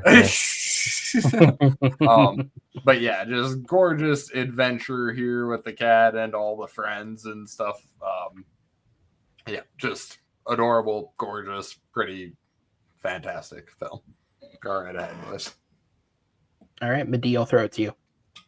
I think from a technical standpoint of like how well animated it is, it's probably one of the more beautifully animated films I've ever seen. We talked about water a little bit when I talked about Sea Beast. This one is Jesus. It's so well done. The overall story of these animals as they're, building their friendship together and heading towards high ground uh, was really well done. I think there was aspects of it that I thought were not quite up to the expectations I had for it as someone who I said this at the beginning. I thought Wild Robot should have won the award this year, but Flo getting it, I was like, all right, let's see Flo and let's see if it's genuinely better or if it's, let's see how it goes. And I guess I kind of went in with very high expectations because it beat Wild Robot, and I love the Wild Robot. It's still a very good movie. I think it just didn't quite live up to what I was expecting it, or how good I was expecting it to be, with how people had said that it was on the same level or surpassing. But the storyline was really well done. The bird scene, yes, is definitely it's kind of out of nowhere too in that one. Like it's not something that you really expect to see happen in this kind of film. I was hoping for a little bit more backstory on like where the humans went to, but there was nothing about that, and then it just went straight to like Godzilla being in the water, and I was like, oh, okay, so this is like some biblical time of who knows when, and it's the flood washing away everything. But it's a really well made film for having no audio, or not no audio, no spoken dialogue, which I think it's now the second film on this that we've talked about that has no dialogue. It's really well done. Yeah. Jacob, to you then. But yeah, I'll make this short and sweet. Yeah, I agree with everything that's been said. I think the reason it's not a little bit higher is because I think I do miss the dialogue just a little bit. I think Shaun the Sheep works because I think like the facial expressions and just more, comedic for me. And I think I just like that aspect a little bit better. So I think I did miss just a little bit of the dialogue It almost feels like a documentary at points, right? Yeah. Like yeah, I think that's a just, good. yeah, which isn't a knock, but it's just No. It doesn't quite feel like a movie you put on with the kids or anything like that because of that reason. Right. But from a technical standpoint, like Madeeh was saying, this might be just one of the best animated movies for that reason. The water is just absolutely gorgeous. I think the obviously the bird scene sticks out, but then that scene where the cat keeps diving into the water, getting fish, and then bringing them back into the boat. Oh, I don't know, yeah. for whatever reason that scene just stuck out to me, and I'm like, that was. It went on a little bit longer than I thought it was going to, but I didn't mind it. I was like, this is just, it's so gorgeous to look at. Colors. Yeah. And yeah, the colors and everything. It's one of those, like, a lot of the shots that they have in this film do hold for like a few seconds longer than I would have like wanted, but it's warranted because of how beautiful it is. Yeah. Right? Like the scene with we're getting into a little bit of spoiler territory, but when the bird and the cat are on the top of this tower and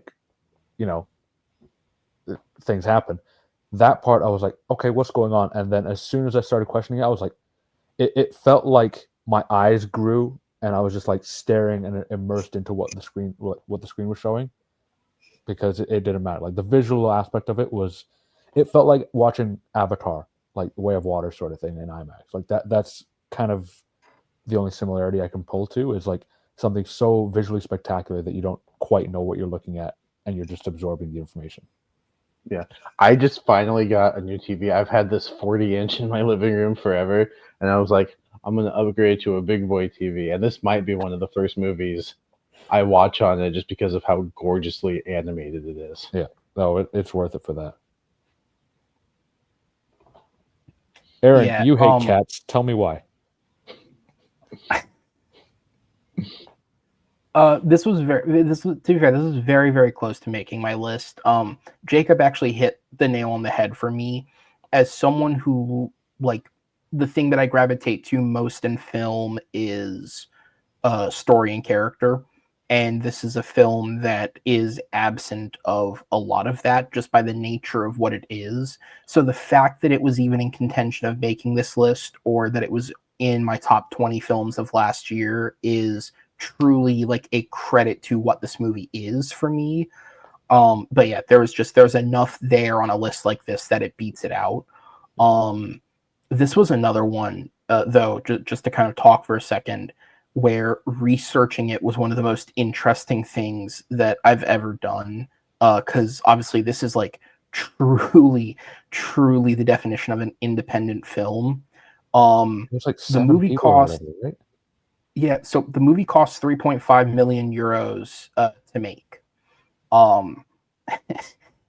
So there were no deleted scenes. If it got animated, it made it into the film. There was no storyboarding done because they didn't have the budget or time to. They simply just discussed in detail the script and then moved forward on what they thought needed to be in the movie. The entire thing was animated in Blender, which is a free open source animation thing, because that's what they had to work with. They weren't being financed by a proper studio. The 50-minute soundtrack that was made for the movie was almost entirely composed by the director, Jens Zilbalidis, because he had enough experience making music that he wanted to save the money and just do it himself. Like seriously, all the animal noises that you hear in the movie are the actual animals. They did deep research study working with local zoos to kind of get a feel for how the animals would behave. And they got the permission to record vocal sounds of the animals to put into the movie. The one exception being the capybara, which they did record audio for, but they found the noise that a capybara makes to be incredibly unpleasant to listen to. So they replaced it with the sound of a baby camel. Tremendous. I don't know how these guys in Latvia got access to a camel, but they did.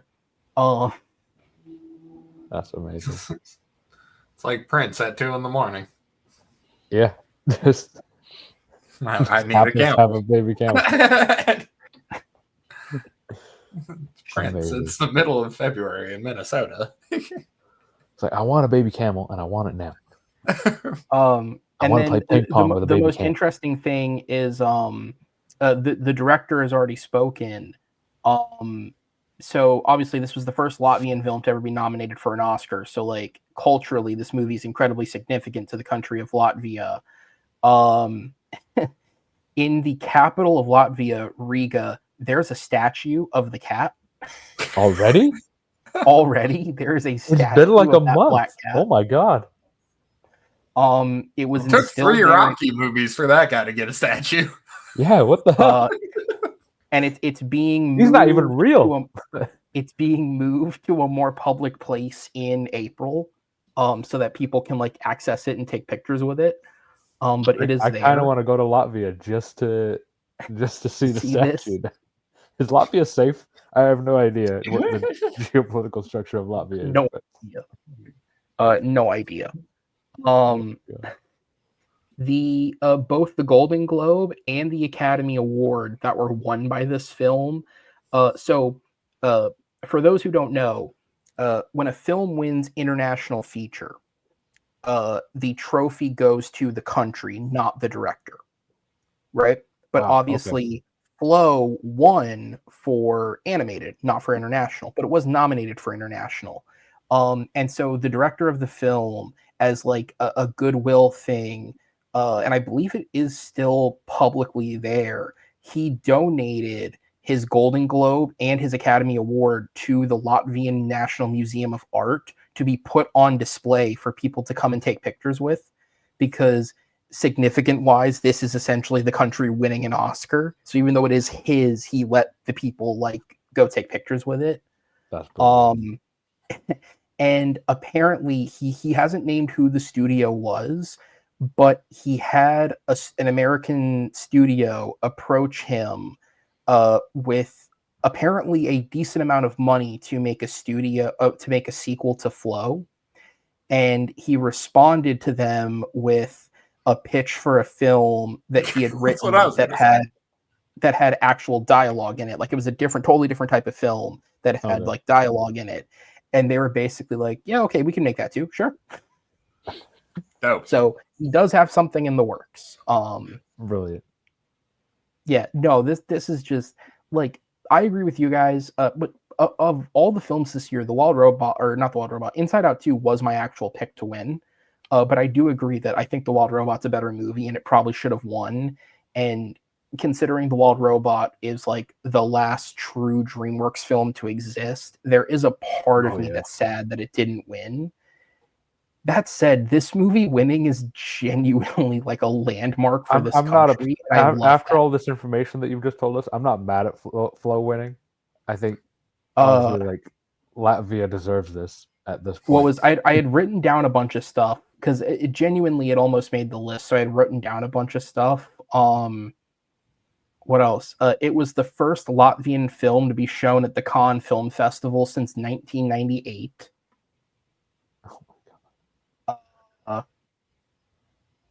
Where else? Despite the fact that the director was apparently approached with offers to merchandise the film for the purposes of making money, the only deal he took is apparently they're producing a board game based on the movie. I don't know what that could be. No, for a movie that's not on my list, the art's that gorgeous. I'm playing the lemur, and if I roll more than a 5, I get to keep the shiny thing that he brings on the boat. That's essentially what it's going to be. That's hilarious. Yeah, this movie's awesome. It's not even on my list, but that's how good this shit is. This movie's awesome. I will say, for anyone who hasn't seen it, we did kind of dig on the story aspect of everything. It does still, yes, it does still have character development specifically for the cat, and it does have a story. It's just probably could have been done in a better way if there was dialogue. But for what it is and for how they made it, it's phenomenal. Yeah, absolutely. All right, so then we'll go on to your number 3, Jacob. My number 3 is Del Toro's Pinocchio. All right. So Madeeh, is that your number 3 or is it higher? It's higher. So do we punt? All right, so we'll punt it. Okay. I don't know why I'm not just copy and pasting this, but I'm typing it each time. Guillermo del Toro's Pinocchio. All right, so then Madeeh, what is your number 3? I think this might be a punt again. It's Nimona. Yep. Yeah. All right. Wow. I had a feeling Tato would have it pretty high up there. So.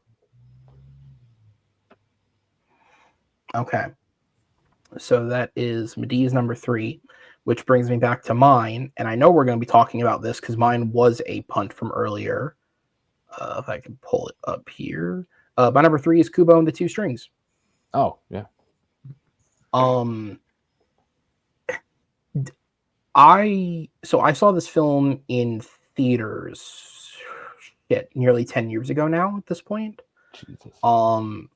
And I remember being absolutely blown away by it. It was one of my favorite films of that year. And I rewatched it for this because I watched every other Laika film. And I was just like, you know what? Let me watch it again just to like be certain. And it is still like far and away my favorite film they've ever made. It is it is a hell of a fantasy film. And like the world in which the movie exists is absolutely incredible. Like Laika themselves described it as an epic fantasy, and truly that is what it feels like. This to me is one of the best examples of, using a celebrity cast to your advantage and like casting people who just can fucking act the shit out of this, because even the smaller characters like Rooney Mara as the twins, like anyone could have really voiced those characters, but she's excellent and she's taking it seriously.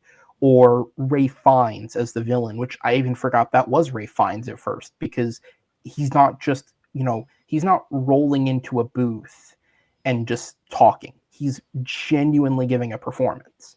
And that is the passion behind a film like this that makes it truly as great as it is. The animation is stellar. The action for an animated film, and I thought about this when watching it, there aren't very many animated action movies, like Maybe true Puss like in action films like this. That not a lot of them exist. And so for that, for the purposes of that, the film's excellent. Literally the only, like, going into this list, just off of what I had seen before any of this was my number one. And the fact that it's my number 3 is a statement on the 2 films I watched for this that blew me away further than this.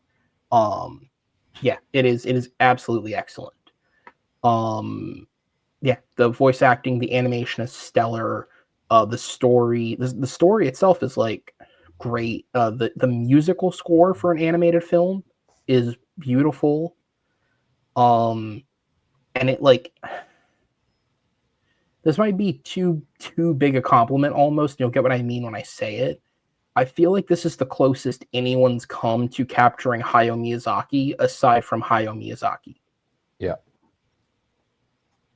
Which I realize some people may hate because it's an almost exclusively white European cast, and I know that caught some flack at the time, as things like this always will. But I mean, the way that the lens through which I looked at it was like, if they had done a version with Japanese actors speaking Japanese, and this was the English dub, the same way that Ghibli has English dubs of all of their films, no one would be mad. Like, no one would be mad. I feel like if the main actors in this one are predominantly white, but a lot, like George Takei's in this. Yes. Terry Hiroyuki Tagawa. Thank Tagawa, you yeah. very much. He has a pretty big role in this. They do have quite a lot of. Yeah, all the villagers are Japanese. Like, but- it is just predominantly the main cast. Yeah. This is pre-Shogun too, so like majority of Hollywood didn't know any Japanese actors at that point, so we give them a pass for that. Yeah, no, that's fair. This movie. Please, yeah, go ahead. Yeah, sorry, I don't mean to cut you off. Like, if we go back to like talking about like the voice acting Oscars, Charlize Theron and Matthew McConaughey both would easily be either nominated or one of them would be winning for this one, because the way they play these characters, like, and this is the dumb thing. The same year McConaughey had Sing come out, and that movie was just fine. But then there's this movie, and you can see the difference in his acting in the 2 films. Because in Kubo, it's a really good performance, and Sing is just like, well, I'm reading the lines and then I'm saying the song names and stuff like that. And that's it. That you can see the effort that is being put into it, because the script is also up there. The animation style is phenomenal. Everything that Aaron has said is completely right. It's top to bottom a fantastic film. Story, action scenes are brilliant. Voice acting is all done really well. The music is phenomenal, and even the minor roles by Rooney Mara, Ray Fiennes, or any of the other actors that are in it, it's all played damn near perfectly. Yeah, I agree. Yeah, and the thing I love about Matthew McConaughey, like, look, obviously, like every actor, he has roles where clearly you're like, okay, he got paid well to do this, and he showed up, and the movie's not very good. I mean, the guy did have like a whole rom-com era. Like, yes, we know that he can phone in a performance. But he's also the type of actor that can walk into a project like Kubo and the Two Strings, or Guy Ritchie's The Gentleman, or Magic Mike, where when he is turned on, I don't mean that literally for Magic Mike, and is delivering, he can take something that shouldn't be that good and bring it to that place. Yeah. And like, yes, he has his Oscar, and I know a lot of people like to talk about Interstellar as like this, you know, and to be fair, it's a great performance, but it's almost the movies like those smaller side ones where you just realize, like, when an actor like him shows up in something and gives it that effort, it really makes the movie. And that is more impressive than anything else. Yeah, I'll echo your sentiments. It would have been super easy for Ralph Fiennes to come in and do Voldemort here, and he very much didn't. Matthew McConaughey, again, totally capable of acting his ass off, as we've seen in things like Modern or Interstellar, shit like that. Like, he can seriously act when he wants to, and then there are other times when he's just Matthew McConaughey. Bring him in, have him be Surfer Dude or any of the rom-com type of things. So shout out to the voice cast on this one. The animation is also gorgeous, very similar to what we'll get into on Pinocchio whenever it gets talked about. Like, it's just like the level of animation is and detail into the world, not just like the characters and the obvious things, but like all the world, all the scenes around it, all the minute little background details are fantastic here. Let's see. This is probably the most of the 4 video game ones I mentioned. This is the most traditional feeling like of a video game. It very much feels like a Zelda. Breadwinner and Kubo both flip-flop, like, are at my 4 and 5 respectively, and could have flip-flopped for that quest. Breadwinner just ended up sticking it out to me because the finales of these 2 films are very similar, and I think Breadwinner just sticks with me a bit more in terms of like the ending, like the conclusion. Like, I think we'll all agree is pretty much the same, and I think it hits a little harder in Breadwinner. Fair. Yeah. Fair enough. All right. Then Tato, we'll go back to you, sir, as we start the 2s. What is your number 2? All righty. Number 2 here is Memoir of a Snail. All right. So that was Jacob's 5, my 6. Go ahead and jump into it then for your number 2. Alrighty, we are an hour 53 minutes into this video, and I have yet to mention Kevin Smith or the Views universe in any way, shape, or form. But the reason I love this movie is because it's Clerks. In a very, very different, it's a very different telling of the story. But God damn it! No, it. I haven't seen this movie. Actually, Clerks. Can you guys confirm this? Wait for it. It'll come around. No, it has. It's the small. You might have a point. Small indie feel vibe. It feels like it tells the story of the locale. Like, it very. Memoirs of a Snail is very much to Australia as Clerks is to Jersey in a way, and it's just the life story. These 2 guys. Guy and a girl run around fighting bullies, flicking each other off. Like, like the language feels very real. The storytelling feels very similar, except it's it's animated and much prettier than the black and white fucking Clerks. The art is very different. I will give that. Memoirs of a Snail, the much more artistic film for sure. But yeah, it just has this, and it's got this raw, raunchy feel. Very indie, and it's just a kind of day in the life, or a life, in this case, a wider lifetime story. But it just feels real in the way that, like, the characters in a View Askew movie do. And then I will also add 3. This would be the 3rd of the Barber recommendations that I watched. All 3 of them missing body parts. We have Pinky, missing her pinky. In this movie, she lost it in a fat accident. So just to complete that trilogy there, Barber recommended me animated movies with missing body parts. But they're the best. They really are all fantastic. I mean, clearly they all ended up in my top 6 here, so GG there. But yeah, no, just gorgeous fucking artwork here, a real life story that I think in the same lines of an Inside Out can like discuss grief or Yes. what any amount of issues that real humans can have, and it just like for a silly little animated movie feels very real. And it's like, okay, I see how it's easy to feel that way sometimes, and it's easy to fucking get out of your shell.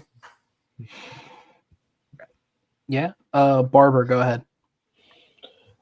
Yeah, I didn't realize how much I loved stop motion animation until I was making this list, because my top 6 are all stop motion animated films, and I love each and every one for different reasons. So this one, this was actually my favorite movie of last year. I absolutely loved this movie. Yeah, like Tato was saying, it's kind of a day in the life, but like she's telling the story of like an overarching story of her life to these snails. And yeah, it was written and directed by Adam Elliott. I didn't really know much about him, but apparently this was loosely based on his own life. Like Clerks.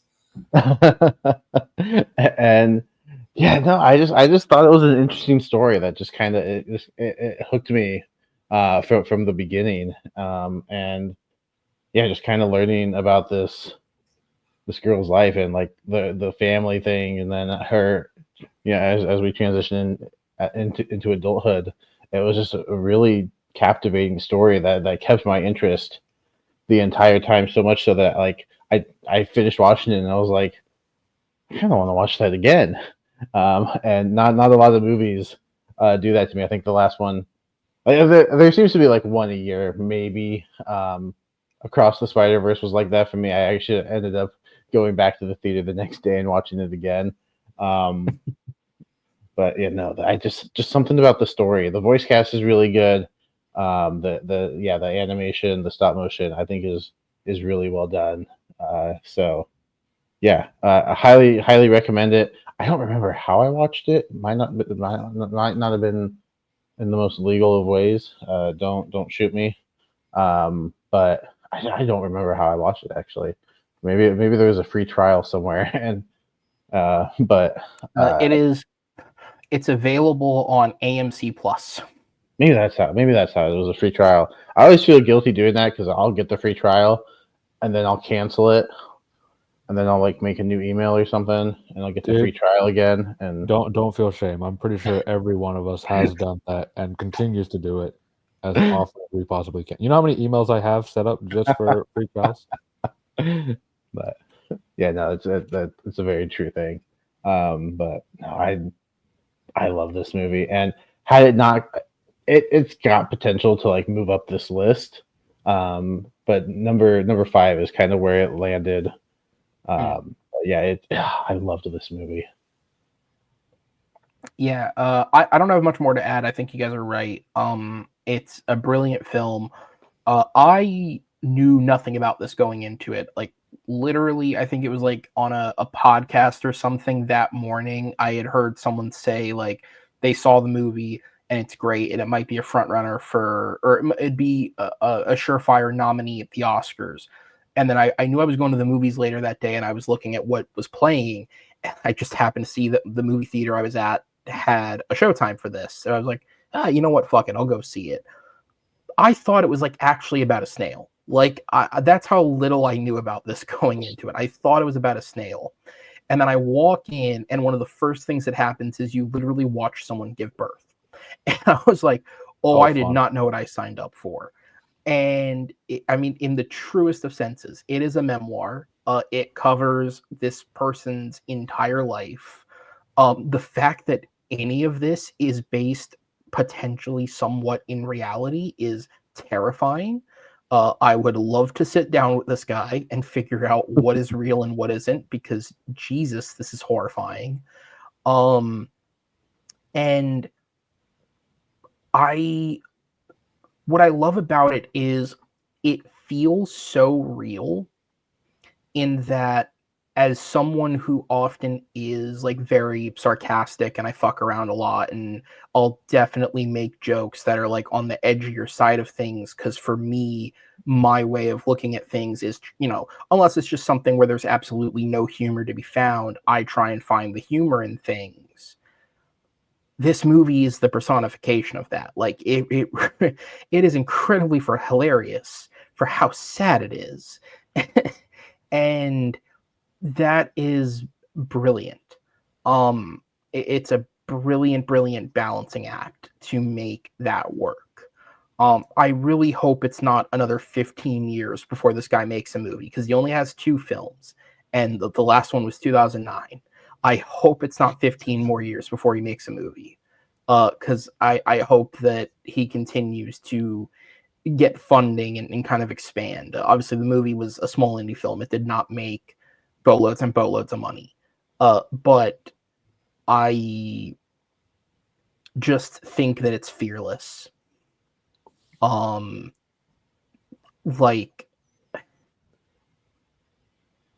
I'm trying to think of something like absolutely outrageous that's not like that I can be vague enough. I mean, basically, this is all I know about the movie now. It doesn't have a snail in it, or it's not about a snail, and it's No. clerks, which is 2 things that going into this movie I would not have expected. Okay, I'm going to keep this as vague as possible so as not to spoil the context within the film. I can take my headphones off if you want to.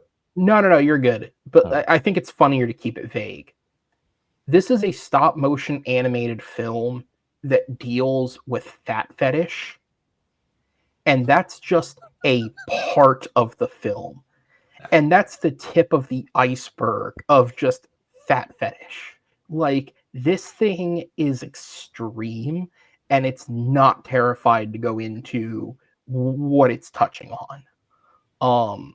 Like, I can imagine an American version of this movie that touches on all the subjects this movie touches on, but doesn't want to dive into it because it's scared of how audiences will react. This guy doesn't seem to care if anyone ever watches this film. Like, it is made solely for him. And it's a fearlessness that you have to respect. Like, anything that happens in this film, you can just say it completely out of context. And it's insane. And then you remember that it's just a piece of a movie. Like, and it's this movie also, by the way, I'll give another one, completely unrelated to the fat fetish. This movie has swingers. I'm glad that you said it was completely unrelated, because I was about to go down a wormhole. Completely unrelated to the fat fetish. This movie features swingers. Not something I ever thought I would see in an animated film. So yeah, it's excellent. Not enough good things to say about it. And the fact that it's only number 6, again, it's just a testament to like these movies. Yeah. All right. So that started from Tato, because that was his number 2. Barber, what is your number 2? Number 2, and I'm not worried about this one being punted at all. I'm pretty sure I'm higher on this movie than most people. It's Corpse Bride. All right. Yeah, it's probably the Tim Burton thing. I love this movie. I love the voice cast. I love the look of it. I love the fact that it's a musical. I think all the songs are pretty catchy. A terrible day for a wedding. Yeah. Great opening to it too. Like that I think that's fantastic. I think the voice cast, like I said, is fantastic. The creature, the look of the afterlife, I think is really good. Again, stop motion, I think done expertly here, and yeah, it's just an easy movie to watch. I think yeah, Tim Burton, his style is really on display here, and yeah, it's a movie that I've watched several times, and a movie that I've yet to grow tired of. So, and probably one that I'll continue to watch and not grow tired of. So, uh, Corpse Bride #2. It's not on my list, but in terms of afterlife stuff, it gave me probably, other than Coco, my favorite images of the afterlife and what it can possibly look like in terms of an animated movie. You know, Yeah. like it was that for a long time. I think Nightmare on Elm Street or not Nightmare on Elm Street, Nightmare Before Christmas to a certain point, but it wasn't really afterlife. And then this and Coco, I was like, all right, these are the animated afterlives that I really am enjoying the overall aesthetic of and how they're designing it. Mm-hmm. Yeah, I was gonna say because obviously we talked about it specifically, Barber and I, when we did the Tim Burton episode last year.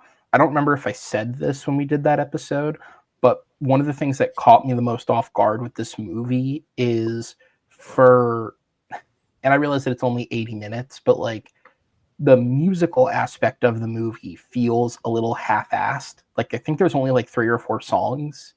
I was gonna say, I don't think But there's many songs in there, is there? each of those songs is genuinely excellent. So it's like it's both half-assed but also really well done. I don't know, it's a really weird balance because it is a Yeah. musical, but it doesn't feel like it, but it is, and it is good. Yeah, I do feel like there could have been a couple of songs added, maybe, but I totally get your point. Is it Danny Elfman again who does the Yeah. music for it? Okay. Yeah, come on, man. We needed Johnny singing. Like, I mean, does he not sing? I could have sworn it was Johnny Depp singing at least one of the songs. I mean, not according to the thing I have pulled up. Really? Okay, interesting. Helena Bonham Carter does sing a song, but Johnny Depp doesn't. Yeah, she has her own, Yeah. single that she does. But okay. Yeah, I don't think he sang until I think Sweeney Todd is when he. Yeah, the next year. Okay, yeah, that's what I was. I was like, I know I've heard him sing before, but I would have assumed that he would have sang in this one a little bit, but I guess not. It's weird to think that Johnny Depp did 3 musicals with Tim Burton. Anyways, it's Charlie and the Chocolate Factory is technically musical. No, fair enough. Fair enough. Anyways, Jacob, unless you had anything else to add. Mm-mm. All right, Madeeh, what's your number 2? My number 2 is Del Toro's Pinocchio. Okay. All right, go ahead. So I think all of us have this on our list at some point, at one place or another. This movie's excellent, man. Like it's brilliantly done. It has a little bit of that Del Toro charm to it, and the mysticism and how he likes to tell stories, while also having a really interesting way of telling the Pinocchio story in a new way, especially considering the other version of the movie that we got that year. The voice cast, I think we've mentioned a little bit briefly, but David Bradley was phenomenal as Geppetto. Christoph Waltz, I believe, is the voice of the circus owner, if I remember. I'll start fact checking you. Keep going. Appreciate it. Christoph Waltz does a really good job, as always, but not really a voice that you would necessarily want in an animated movie based on who he is, but it fits so well in this one. The young actor that they have playing the voice of Pinocchio also does a fantastic job, way better than he had any right to be. Christoph Waltz was the ringmaster. The ringmaster, that's the title they gave.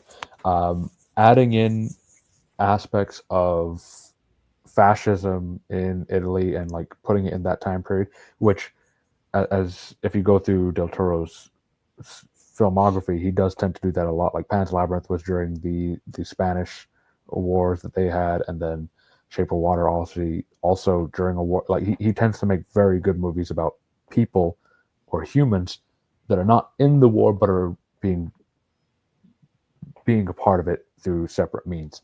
The way that they talked about death and what it is to be human. You see Geppetto with his son, and then the son's going to die because of how the story of everyone knows the story of Pinocchio at this point. So you're just waiting for the son to die, and when it does hit, it hits so hard, and then you really start feeling for him. It's just top to bottom, just a phenomenally well-made film. It's so deserving of winning the best animated feature from that year.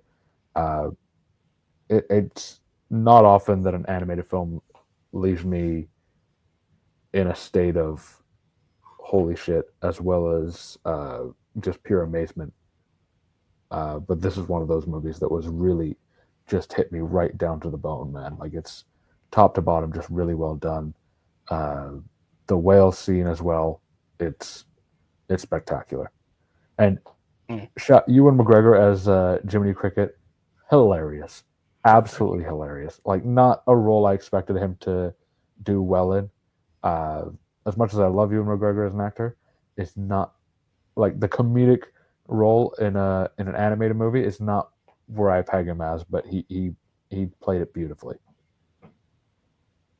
Yep, I'll echo everything you said there. It's fantastic voice cast, good. I love Ewan McGregor, and I would actually throw him in this because his voice is just so damn charming.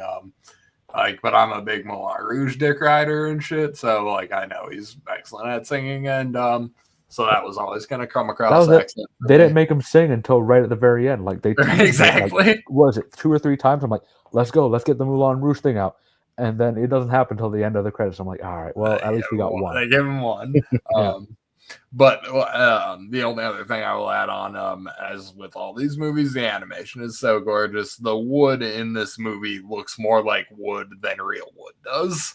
I don't know how they fucking pull that shit off. Just the grain of it feels so real. That's the thing, man. Give Del Toro the money that he asked for and the resources, and he'll make something absolutely spectacular. It might not make money back, like from a business perspective, but he's one of the few people that, if I was in charge of a movie studio and money wasn't an issue, I'd give him the money he asked for every single time, just because I know Cat doesn't miss. It's going to be something. Yeah. Barber, go ahead. I'll let you go first. Yeah, this movie is fantastic, as it's already been said.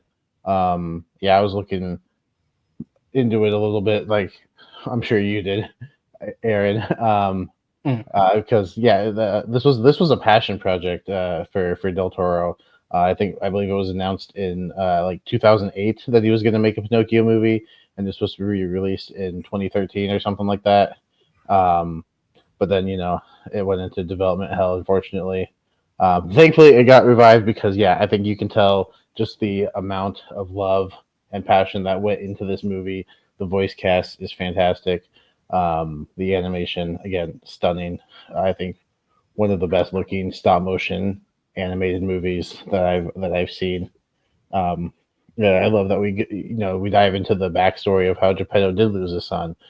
Something that we don't get in the the Disney animated, which is the only other Pinocchio movie. That's the only other Pinocchio movie that exists. There are no other. Wasn't there also a Roy Schneider No, one? I don't remember. I don't remember that one.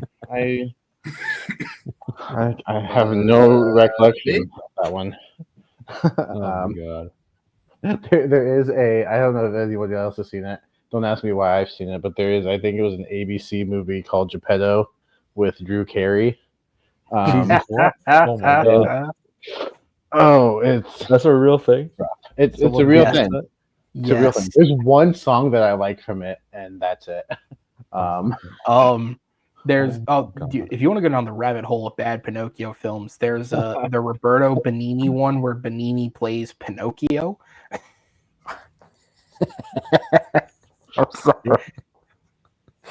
By the way, this is post-Oscar win, so. Isn't there? I think there's another animated one with Pauly Shore. That's the one I was thinking of. Yes, Pauly Shore Pauly Shore doing the voice of Pinocchio is one of the funniest things. By the way, since I put myself through the Disney one that year as well, I also watched the Pauly Shore one. Oh Um, no! I I let watched me clips of the Pauly Shore one, and I thought that was enough. What he's like riding the horse, and it's like, "Daddy, when can I be a real boy?" or something stupid like that, and yes, I had to turn it off. it is only slightly worse than the Disney one. I gave the Disney one a 2.5 out of 10. I gave Wow. the Pauly Shore one a 2. By the way, still not the worst film I saw that year. That's I don't know if I want to say high praise or It is. It is. That's It's incredible. praise. It's praise. Oh my god. Oh my John god. Heater voiced a horse. That's what it was. Yeah, I was sure it was somebody. I was like, which guy from Benchwarmers voiced the horse? I'm trying to think. There's one more bad Pinocchio film that I'm trying to think of. There's been a number of them. Honestly, other More than bad ones than Shrek, good. this is the best adaptation of Pinocchio storyline. Oh, okay. Is there a horror one? No, but there probably will be as soon as it hits not yet. public domain, if it There- hasn't already. There might be one. Oh, okay. So I found the two that I was thinking of. There's a bad one from the 90s that I saw as a kid where it's Jonathan Taylor Thomas is Pinocchio and Martin Landau is Geppetto. I mean, on paper that sounds fine, but Pinocchio's Revenge, 1996. There you go, Tato. Oh, That is God. fucker. And then Jesus. And then if you want to make so I talked about the Roberto Benigni one. So there's the Roberto Benigni Pinocchio. Then years later in like 2022, there's an actual good Pinocchio where Roberto Benigni was Geppetto. It's an Italian film that's actually good. But if you want to make the bad Roberto Benigni one worse, in the American dub, Benigni is dubbed over by Breckin Meyer.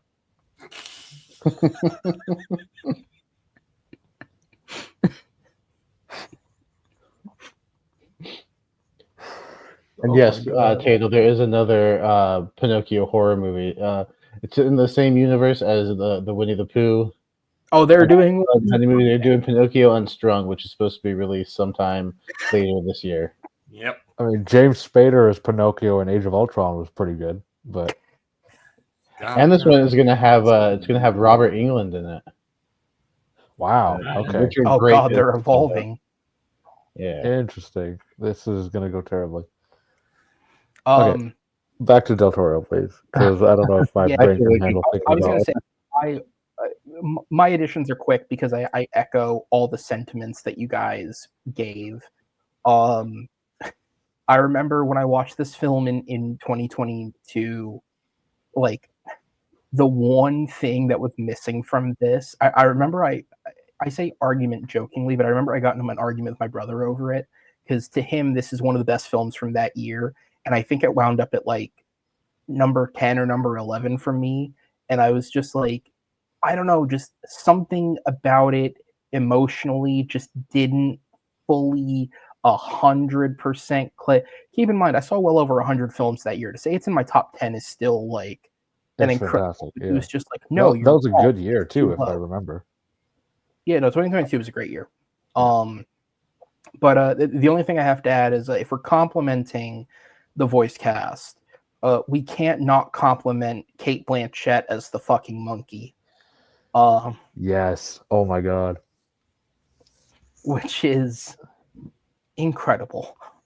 I want to listen. I love Cate Blanchett. I want to know what that phone call was like. You know what I mean? Like, I want to know Del Toro was like, called Cate Blanchett on the phone, like, "Hey, I have a role for you in the new Pinocchio movies. Oh, am I the Blue Fairy? Am I the ringmaster? Am I who am I?" Things like, "Well, you're going to be in the circus." And it's like, "Oh, am I like the donkey, or am I like a business person?" Or it's like, "Nope, you're going to be the monkey, and you're going to be named, what is it, like Spazitor or something like that?" No, that's correct. Yes, that is what it is. And you just know Cate Blanchett was like $5 million. and then Can I because I researched the films, can I tell you the story of how she wound up in Oh this? my God, yes, please do. You're not that far off. So Blanchett was in Nightmare Alley for Del Right. Toro 4. And Was that before or apparently after? that was before. Okay. And so apparently she had such a great time working with him that on like, I don't know if it was like the wrap party or something, but basically on the wrap of Nightmare Alley, Blanchett approached Del Toro and was like, I loved working with you. I want to be in whatever you are doing next. And he's like, I am doing Pinocchio. He's like, but I've already cast the entire film. He's like, the only character we have that doesn't have a voice is the monkey. And Blanchett was like, I will voice the fucking monkey if it means I get to work with you again. And thus the monkey has a voice now. Amazing. Amazing. You know, speaking of the voice acting, the only other voice actor role that I looked at and laughed was, well, actually, there's two. There's Tim Blake Nelson, who plays like a bunny rabbit, or the bunny rabbits at the end. Mm. So it's like 4 lines of dialogue, and they're all just playing cards, and that's it. The other one is Tom Kenny, who's the voice of SpongeBob, also voicing Mussolini. But dude, So in my head, I was like, SpongeBob SquarePants is it's the leader of Mussolini. fascism It's in so Italy. good. It's so funny. Just It's based on so good. not because he's a bad voice actor or anything like that. He does a great job in the role for the 3 lines he has, but just the idea of SpongeBob being Mussolini. It's Taika playing Hitler. It's just the fuck you to those assholes. It's just so funny. It's so It's perfectly great. cast in that one specific instance. I'm like, this is amazing. But then the other thing I want to comment on before we move on is so the co-director of this film who worked with Del Toro, Mark Gustafson. Gustafson only has 2 films on his filmography. Unfortunately, he passed away in 2024. He only had 2 films on his filmography. He had this and Fantastic Mr. Fox, which he aided Wes Anderson with the direction of, but took his name off of the co-director spot. He is credited as the animation director, like separately in the credits, but he took his name off of that co-director spot. Whereas Del Toro, what I read was he basically fought with Gustafson to retain that credit because just as much as Del Toro directed it. Yeah, Del Toro is the kind of guy but he too, was the person who like didn't handled the animation. He had the experience. Fair. Okay. Yeah.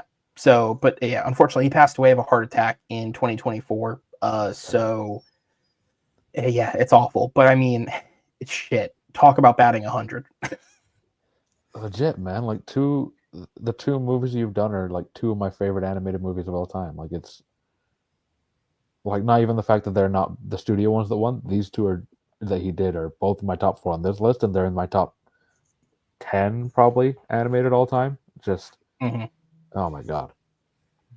All right then. So we'll get on to my top 2, and I am realizing that my top 2 might not be on either any of your guys' lists, which is all right. Here we go. My number 2, and I said with Kubo, for a fantasy film, incredible, was my number 1 for a long time. It took another fantasy film to blow that out of the spot. My number 2 from Cartoon Saloon is Wolfwalkers. Punt. I can't believe you put this on there. Punt. Yes. Oh my god. Yes. All right. My god. Okay. Well, that's spoilers from what my number 1 is, but god damn it. All right. I'm just happy somebody else had it. Oh my god. Thank God. Okay. I was getting worried. I was like, no one else is putting it on their list anywhere. And then, all right. Okay. We'll get back to it. All right. Yes. Oh, all right. Well, let's get on to the number 1s then. Tato, we'll start back with you, sir. Go ahead and give me your number 1. Yeah, I coincidentally ended up dressed color appropriate to talk about Nimona here. This movie is pretty damn perfect. what probably my favorite thing in movies, actually, not even how much I love this movie, but how much Bryan Michaels fucking Oh fuck yeah! love this movie. Oh my god! This is so outside of his wheelhouse. For him to love this movie as much as he did speaks more volumes than I ever could by talking about how good the movie is. Because like for the old white dude to love the trans metaphor cartoon is just fantastic. But yeah, movie is fantastic. The humor is top notch. The animation's gorgeous. I will say the animation's probably the worst of the top 5 that we've all been talking about, but that's just because the animation is so deep on Flow and Memoir of a Snail and GDT's Pinocchio. So it takes a step back here, but it's still fantastic animation. And all the characters are hilarious. The jokes they go for work. The journey of Nimona is beautiful. Like, it is heartbreaking. It is fucking so good. I will let everyone else gush on this movie now. Since it's higher on Madeeh's list, I'll let him go after. I'll just jump in quickly because it's at my number 11. Look, it being at my number 11 is nowhere near like meant to be a diss. It is an excellent film. So going into this, so to me, the most interesting thing about this movie is its background, like where it comes from. Because for those who don't know, both this film and another film that came out a couple of years ago, Ron's Gone Wrong, are basically the leftovers of Blue Sky. This film started out at Blue Sky under Disney, and it was shut down. It was being produced at Blue Sky when it was being shut down. And I found that incredibly sad because the two guys who directed this film, Nick Bruno and Troy Quayne, they did Spies in Disguise, which very honestly, aside from the first Ice Age film, might be the best thing Blue Sky ever did. Like, seriously, because their filmography, Peanuts is probably the only other thing that competes for most people. Like, Blue Sky's filmography is so mediocre that Spies in Disguise is possibly one of the best things they ever did. At least for me, it was. And I was like, oh, if these guys are like the future of the studio, I think that's a great thing. And then Disney shut them down, which unfortunately does make sense. Like, they don't need to have 3 animation studios going. That's a very weird thing. So they shut them down.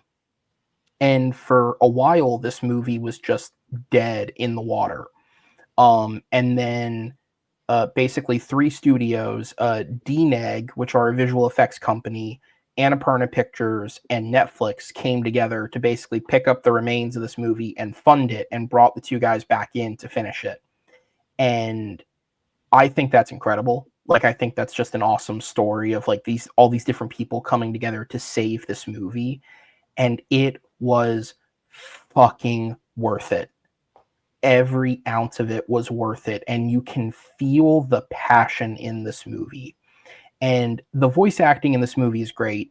I mean, Chloe Grace Moretz is a great choice for the lead. Riz Ahmed is excellent. Francis Conroy, Beck Bennett from SNL, like so many great people in this film. Let's not bury the lead here. One of the leads of this movie was a fucking Try Guy on YouTube. And excellent. Like, seriously, you would not think that they were casting YouTubers in this goddamn thing. Yeah. And the performance is still there.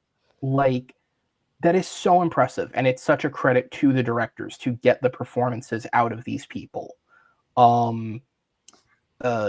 Since the film came out, Annapurna have actually started their own independent animation company under their name. These 2 guys are running the studio. It's funny enough that you mentioned Flow. Or not Flow. It's funny enough that you mentioned Stray when you brought up Flow. They're actually making an animated adaptation of Stray at this studio. Wow. Okay. And they've also reunited with Chris Wedge, who did the original Ice Age, and they're going to be producing his next film. And I think that's awesome. Like, I just think that is an awesome story of like these 2 guys who worked for years in animation, finally got their shot, had it pulled away from them, And then when they get to finally make it, not only did they deliver, but now they have their own animation studio. And I wish them absolutely nothing but the best, because this movie proves they have the talent. Madeeh, I'll let you go next then.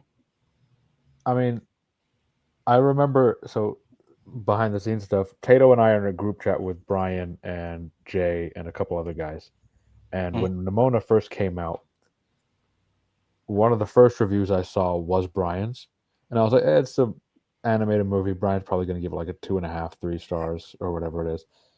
I think he gave it like a 5-star review. And immediately I was like, there's no fucking way this is the same Brian. Like, am I reading the name wrong? No, he genuinely loved, and Brian and I have had discussions on trans rights and stuff like that before. And, opinions aside, I was like, this is not the movie for him. But he loved it. And then I watched it and I loved it. And then I saw that Tato watched it and he loved it. And every other person I've met who has watched it has loved it. And there's a reason for it. It's because there's so much heart and soul in this movie. It's not like, there's a lot of times where people are saying, oh, this is pushing an agenda, this is pushing this. This is just telling a story about a girl who doesn't feel like she fits in and wants to. And I feel like if you go through the list of movies that I've put as my like top group, it's a lot of times of people being scared of someone or something that they don't quite understand. And we're going to talk about more with Wolfwalkers in a minute. It's that theme of trying to find acceptance when there's no acceptance to be found for you particularly. And this movie does it phenomenally well. The one thing that was keeping it from being number one was, I guess, slightly the animation style, which, it's very clean animation. It's definitely got its own charm to it. I know why some people might not vibe with it, but it's, again, man, this is such a beautifully well done movie. Riz Ahmed does a phenomenal job. Beck Bennett actually plays the role so well, and it's part of the reason he's going to be in the Superman movie, right? And I'm hoping that it's a similar character, because I know he's going to play it perfectly. Like, just if he pulls off the same kind of douchebag vibe, yeah, he's a really Superman, good douche. He's a really, I'm sure he's a nice human being, but if he pulls off the same douchebag vibes, he's going to steal the show in Superman for the 3 scenes he's probably in. And same with Chloe Grace Moretz. Like, I've been hit or miss on her as an actress. I thought she was fine in most things. I liked her in Kick-Ass. And then this came out and I was like, she's got as much range as you could ask for in anybody. And, to quote the movie, this movie is metal as hell. I'm not a huge metalhead, but this movie is metal as hell. And it's so well done. Just top to bottom. Like, it tugs on your heartstrings from the beginning and really gets you invested in the characters in a short, what is it, like 95 minutes or whatever it is? Let me double check. Yeah, it's not that long. It's not 100 minutes. So an hour 40. The thing with these animated movies is it's hard to connect with the characters because they're not that long. This one, you're in it right from the get-go, and you're cheering along with them. I mean, yeah. At this point, we're just in an echo chamber. Like, all of us love this movie. It's phenomenally well made, and it's highly recommended. Yeah, absolutely. Jacob, I will, obviously you don't have it on your list, so you can talk about it for a sec if you want, but I'll go to you for your number one. Yeah, it's a really good movie. It's just one I only saw it the one time, and I haven't revisited it. And I don't remember the animation like wowing me, but the story is really good. It's one that I need to revisit. So yeah, no, I totally get why it's on your guys' list. My number one is Coraline. I think Coraline is absolutely fantastic. It would have been my choice for the best animated feature of that year. I would definitely have chosen it over Up. I love Up, but I think that's right here. Yeah. Yes. Yeah. And yeah, it's Henry Selick, who directed a couple of my other favorite animated movies, Nightmare Before Christmas, James and the Giant Peach. I think those two are fantastic movies as well. I love the voice cast here. Dakota Fanning, Carrie Hatcher, who I think is incredible as both the mother and the other mother. I love just the other world is just so fascinating, and it's probably one of the creepiest animated movies that I've ever seen. It goes to some dark places, and I absolutely love it. This is not only like an annual October watch, but if I'm just in the mood for something different and something creepy, this is often at the top of that list. Um, I think the design again, fantastic. The stop motion, and maybe it's just because you do have to go frame by frame. I think it's an art form that deserves more appreciation because the craft, the level of craftsmanship that goes into this, it's excellent. And Henry Selick, I don't think Henry Selick has missed, at least for me personally.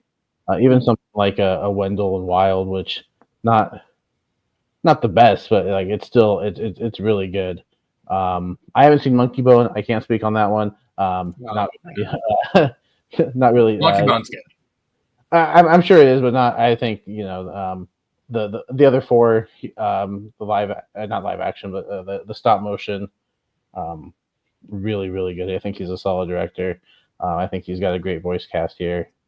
And yeah, I didn't expect it to be as dark as it was, because it's like, come on, kids, let's go watch Coraline. But if you have nightmares, I apologize, because I feel like it could be like that generation's like, what movie traumatized you as a kid? This one, for sure. They're gonna start saying Coraline. Absolutely, and yeah, I think also it has that Tim Burton style. Also, I think Henry Selick could definitely, is influenced. I think a little bit by Tim Burton, and it's got that style.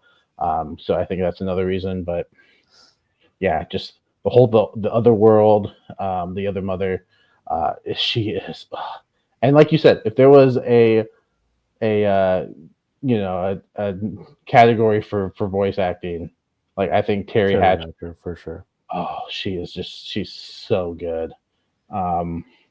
Yeah, I could gush about this movie forever, but in the interest of time, I'll stop there. Yeah, I think I have this on my Coraline. 6. Aaron, Yes. do you have this on yours as well, or no? No, I was just gonna say Coraline to me is like in the modern day is the closest we've gotten to like an 80s animated film where like they weren't scared to scare kids. Right. Yeah, And I feel like we have lost that in like the last very like Black 20 years. Cauldron-esque in terms of like how much they're just going for it. Like on this one. for me as a kid, because my parents showed me movies that they watched when they were younger, I always go to Secret of Nim, where like that is a kid's film, but it's also so mature and so terrifying in The its owl, imagery that yeah. like Yeah. And this is up there with that. No, but please go ahead. This one, my sister still refuses to rewatch because what year did this come out? This was 2009. 2009. So my sister was born 2003.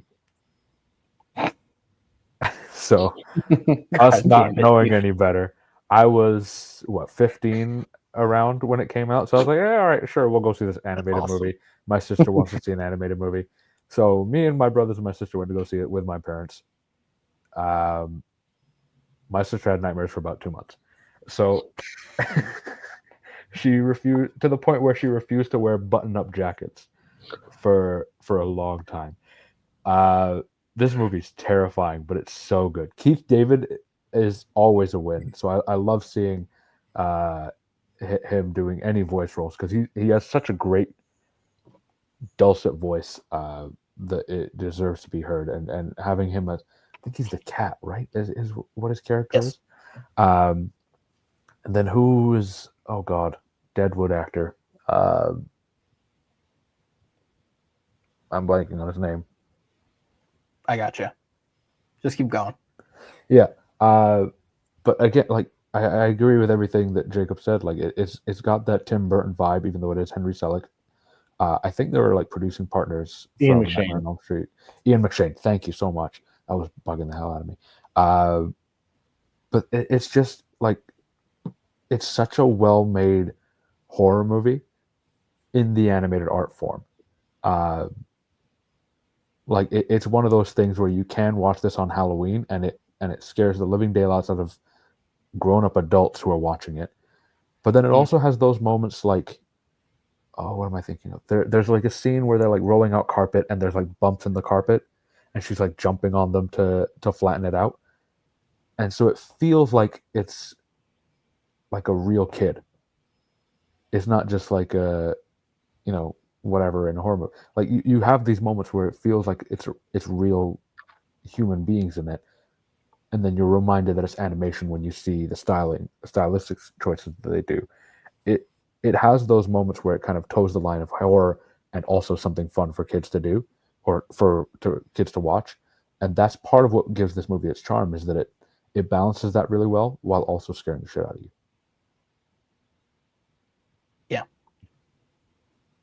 Yeah. I forgot too. I looked it up. The AFI this was actually one of their top 10 movies of 2009.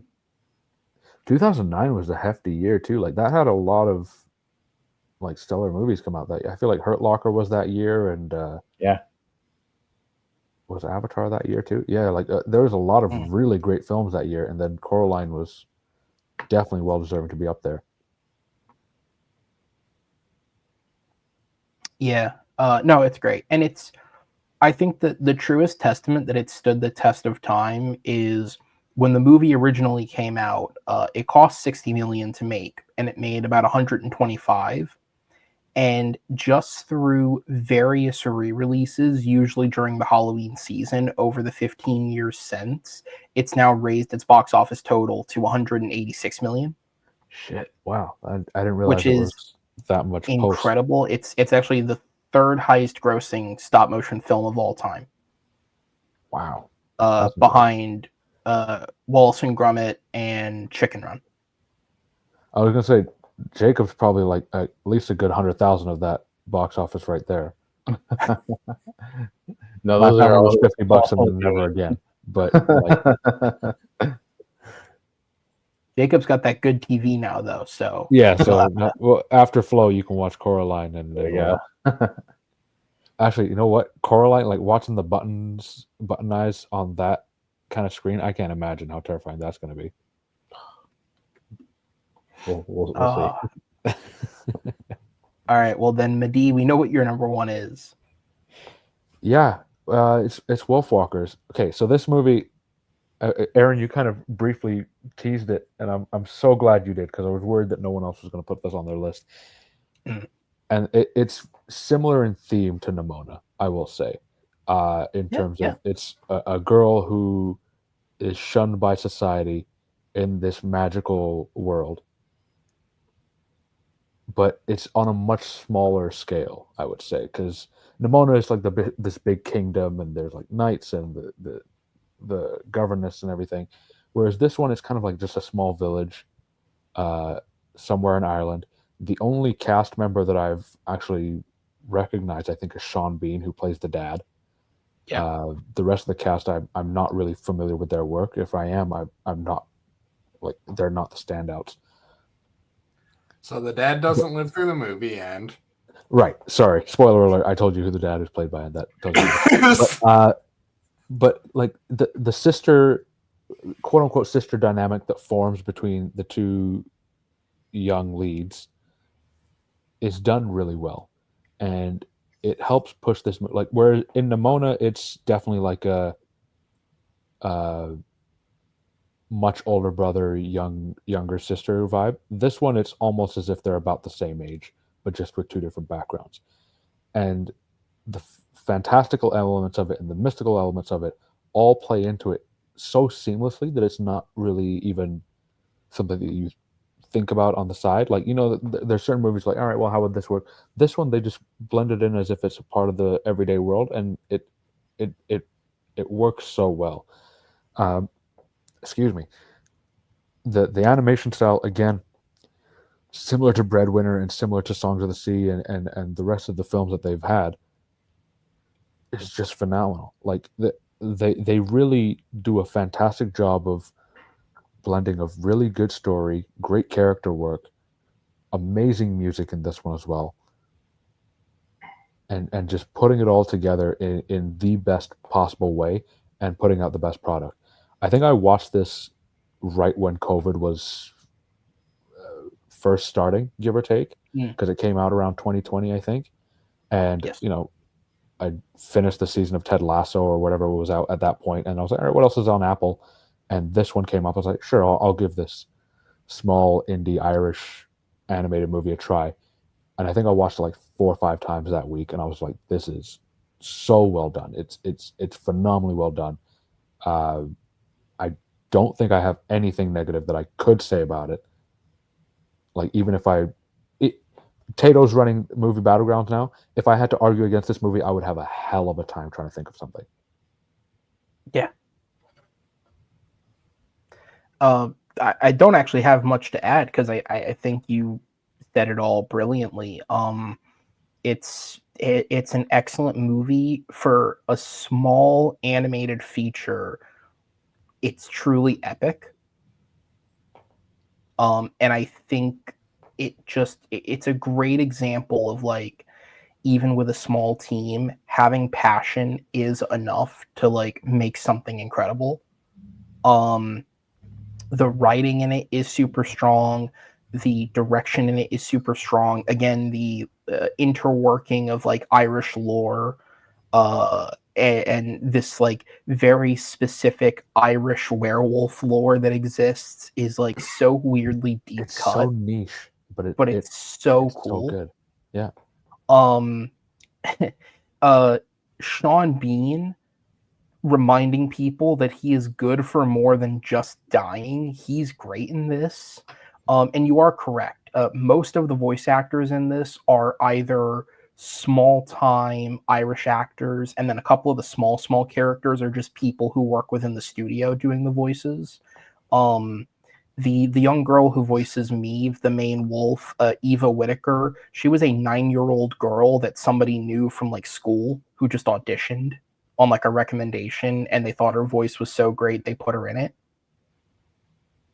Which Is astounding. I was gonna say the only other actor in this who's been in other things really is Simon McBurney, who voices the villain. He's one of those guys that has like a small part in a ton of different things. Probably the most recognizable would be anyone here seen Nosferatu? Not yet. Okay. He was in that, or Harry Potter. We had Harry Potter fans here. Yeah. Who's he in? He was the voice of Creature. Okay. Oh, okay. Yeah. I see it. Mm-hmm. He was also in, just running down other films that he's in. He was in The Last King of Scotland. He was in a couple Ridley Scott films, Body of Lies, Robin Hood. He was in Tinker Tailor Soldier Spy. He's got a small role in Rogue Nation. So just a character actor to the truest of terms. Yeah. Yep, to the truest of terms. Amazing.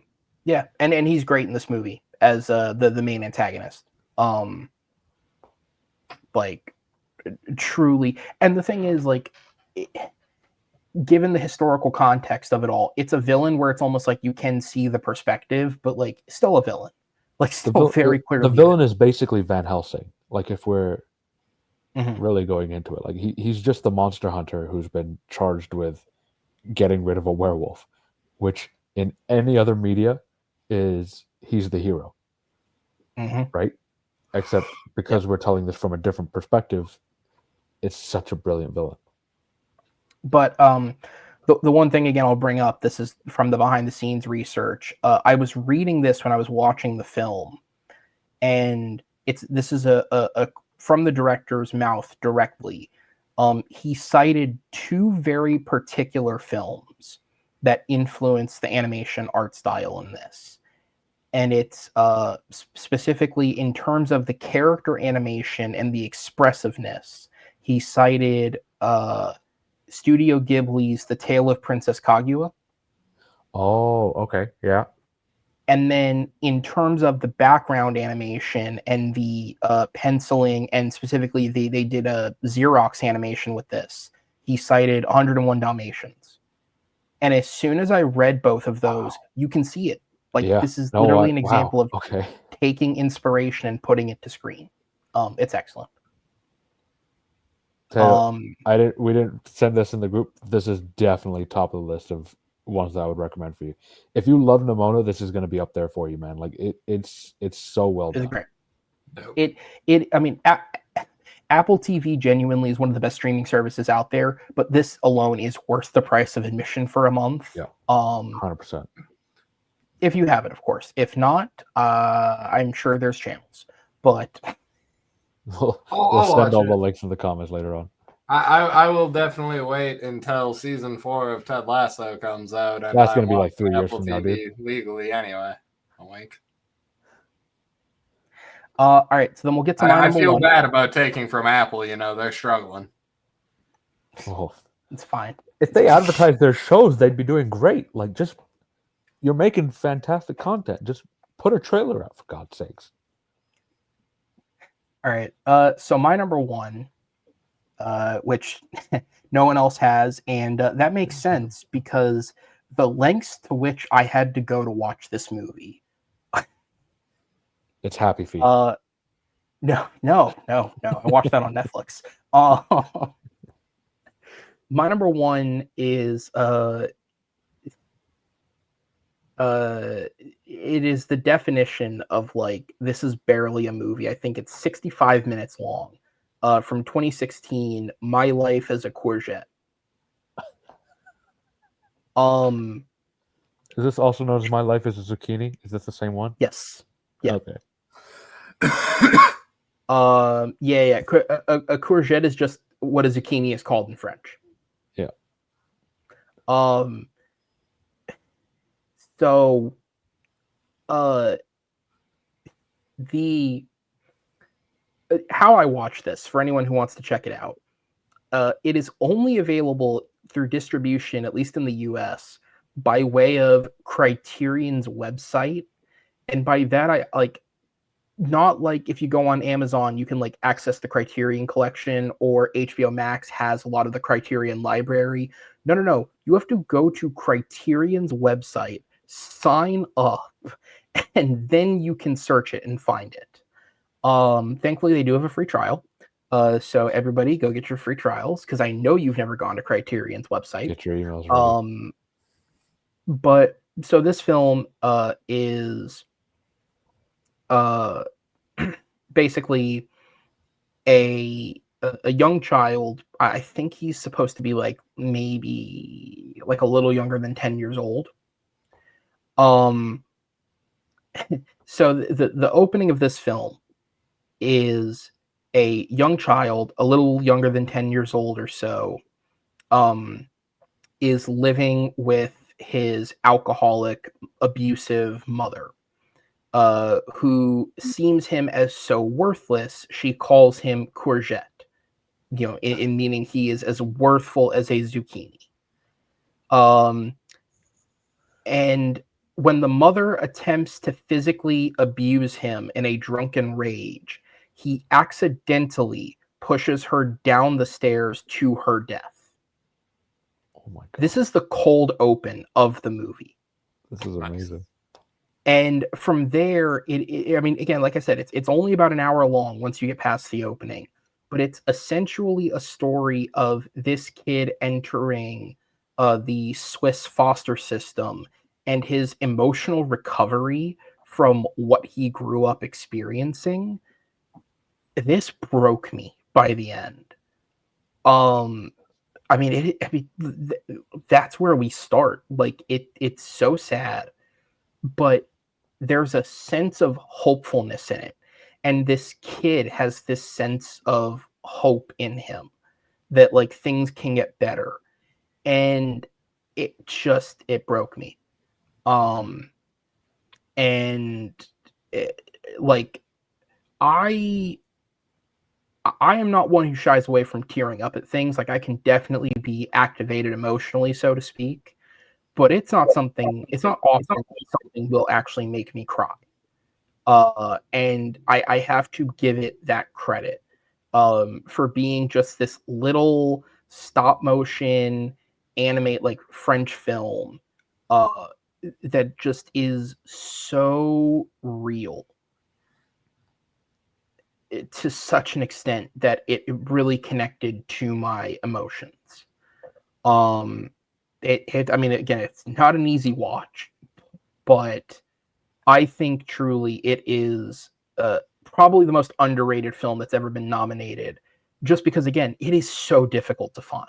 Like, the odds that people saw this when it was nominated, I'm going to assume are slim, let alone all these years later. But go search it out.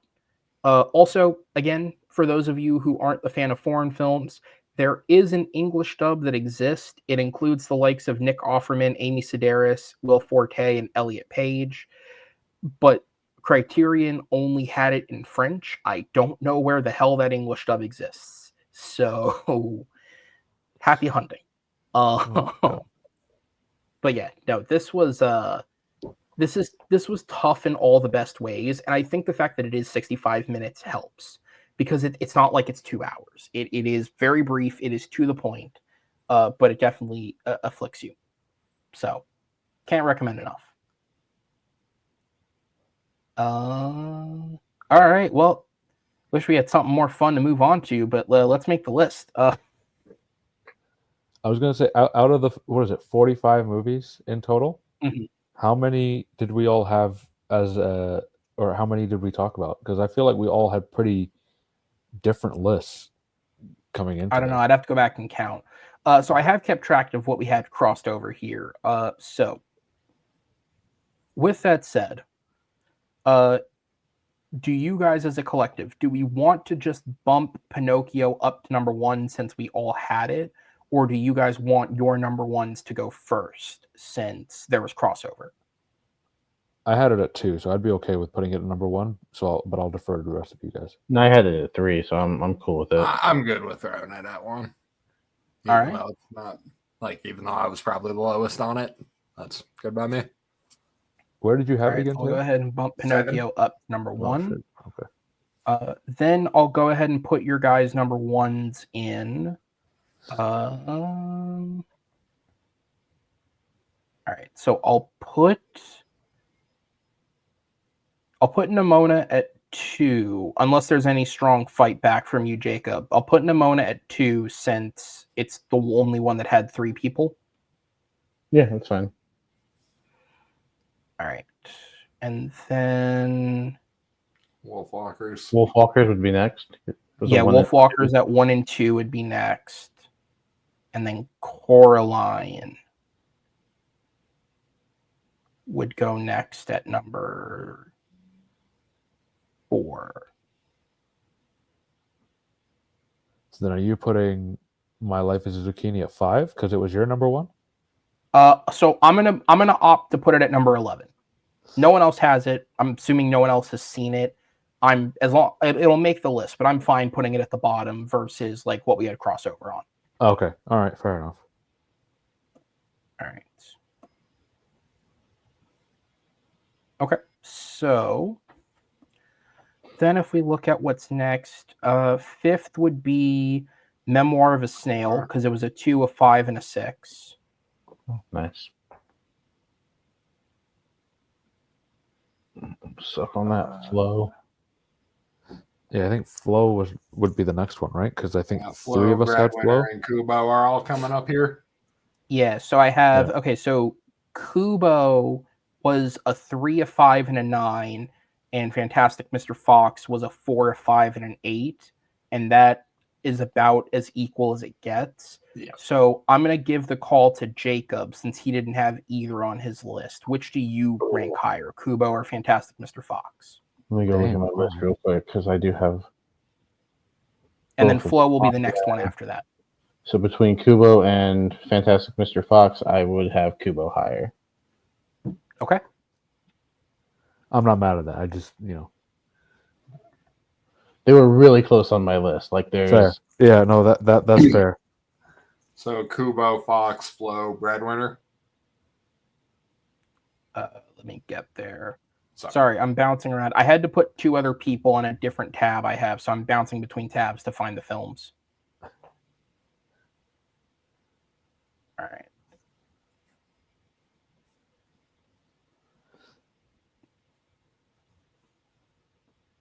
Okay, so that's every film that had at least 3. And then I have... Yeah, Breadwinner would be next. Because Breadwinner, I think, had 2 of us, and then I put it as an honorable mention. Yeah, we both spoke highly about it, so it'll make it. Yeah. And then I guess Marcel lost would my be another body. one that has 2. so we I lost have my body, yeah. Or I lost my so body. okay, too, so yeah. we have since we only have 1 spot left, we have 4 places we can go. So the only 3 films that are left with crossover are I Lost My Body, Marcel the Shell with Shoes On, and Song of the Sea. But then Jacob also had Corpse Bride, which was in his top 3. If that makes the list, that means each of our top 3s respectively make the list. I'm okay So- with putting Corpse Bride on there because I didn't. It's not my favorite. Do we want to go for the extra bit of crossover? Or do we want to make sure all of our top 3 picks make it? I'm good with going Corpse Ride because I'm certain, I dig Nightmare Before Christmas enough to trust that Coraline and Corpse Ride would all fall in the same circle for me. Okay. All right. Well, there we go, Jacob. We'll put Corpse Bride on there. All right. All right. So then what I'm going to do is I'm going to bump My Life as a Courgette up 1 since it was my number 1. So I'll put that at 10. Yeah. No. Yeah. You son of a bitch. Well, in that case. All right. And that is our top 11. All right. So as coordinated as we can possibly try and do this, I'm going to have you guys say the numbers for me. I'm just going to keep the order we went in the episode. So Tato, Jacob, Madeeh. I'm going to go in that order. You guys say the numbers for me as I read out. These are in the still wish I could find a better title for this, but these are the top 11 non-major studio animated films nominated for the Academy Award. Go ahead, start me off, Tato. Your number 11 non-major studio best animated picture nominee is Corpse Bride. Number 10. My Life as a Courgette. I was going to try and do the acronym of the long ass title, but even that is. You know what? Screw it. Number 9 in the NMSAFNATAAs. That sounds like a slur. The Breadwinner. It does a little bit. I apologize to anyone who identifies as whatever the fuck I just said. Tato. Number 8. Flo. Number 7. Fantastic Mr. Fox. Number 6. Kubo and the Two Strings. I got 5 on it. Memoir of a Snail. Number 4. Coraline. Numero 3. Fuck. Wolfwalkers. I was just about to sneak in a numero dos. There you go. We on the same wavelength, boy. Do it anyways. Numero dos. Nimona. And coming in at number 1. Guillermo del Toro's Pinocchio. That's a solid There you go. list. A worthy winner, considering it is the only one all 4 of us agreed on. All right, guys. This was obviously a long one, but this still went more smoothly than I thought it would for having 4 people. If we didn't get so passionate at the end, we certainly would have come in shorter than 3 hours. But We also I'm did okay talk with it about going every this other long. Pinocchio movie. That's true. But that tangent was worth it. With that said, guys, thank you so much for joining me again. I don't know if it'll be all 4 of us doing this again, but I would like to come back to this as a part 2 because legitimately there is enough films that you could do a seconds list and still make a great list of 11 films. So I would like to come back to this, but that's a topic for another day. With that said, though, where can the good people find you guys? Madeeh, I'll start with you. You can find me on most social media platforms at Madeeh R. So it's just my first name, which you can see right here, and then just the first letter of my surname there. So pretty easy to find. There's not a lot of Madeehs out there. You are the only one I've ever met. Jacob, where can people find you? Probably. You can find me in the great state of Washington, making you laugh, doing some comedy. If not, you can catch me talking about wrestling on the Lonely Marks Wrestling Podcast channel every Thursday.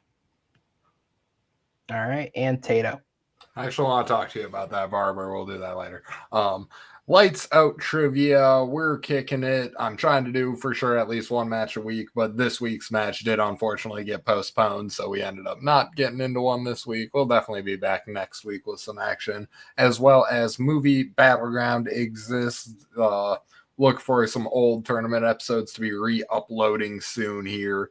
And then we will get into finishing that tournament proper and then flowing into the regular season as well. Absolutely. Thank you guys once again for joining me. Thank you, everyone, for tuning in and watching and your guys' continued support with the show. Till the next one, take care. Still somehow shorter than the Marvel announcement. Amazing. That is true. We could get up. We could get up and walk away and just leave our chairs here for 2 more hours. Someone say chairs. I'm gonna go to the DMV real quick. Wait, write your name on it. It'll be cool. By the time I come back, they'll have moved on 2 chairs. Like that's 2 chairs. that's what that's gonna happen. Oh my god. We could do probably that entire second podcast right now, and it would still be shorter than that Marvel announcement. Yeah. Yeah. If you guys aren't getting it, the gist, the Marvel announcement literally just happened as we're recording this. That's why it's so relevant. Whenever this uploads, this is a topical thing for right now, but this is It works, I promise. It works. If this was live, it would be so funny. But Hey, you know what? This will get uploaded sooner than other episodes. That's okay. Fair enough. Oh my god. all right. I'm just gonna end it.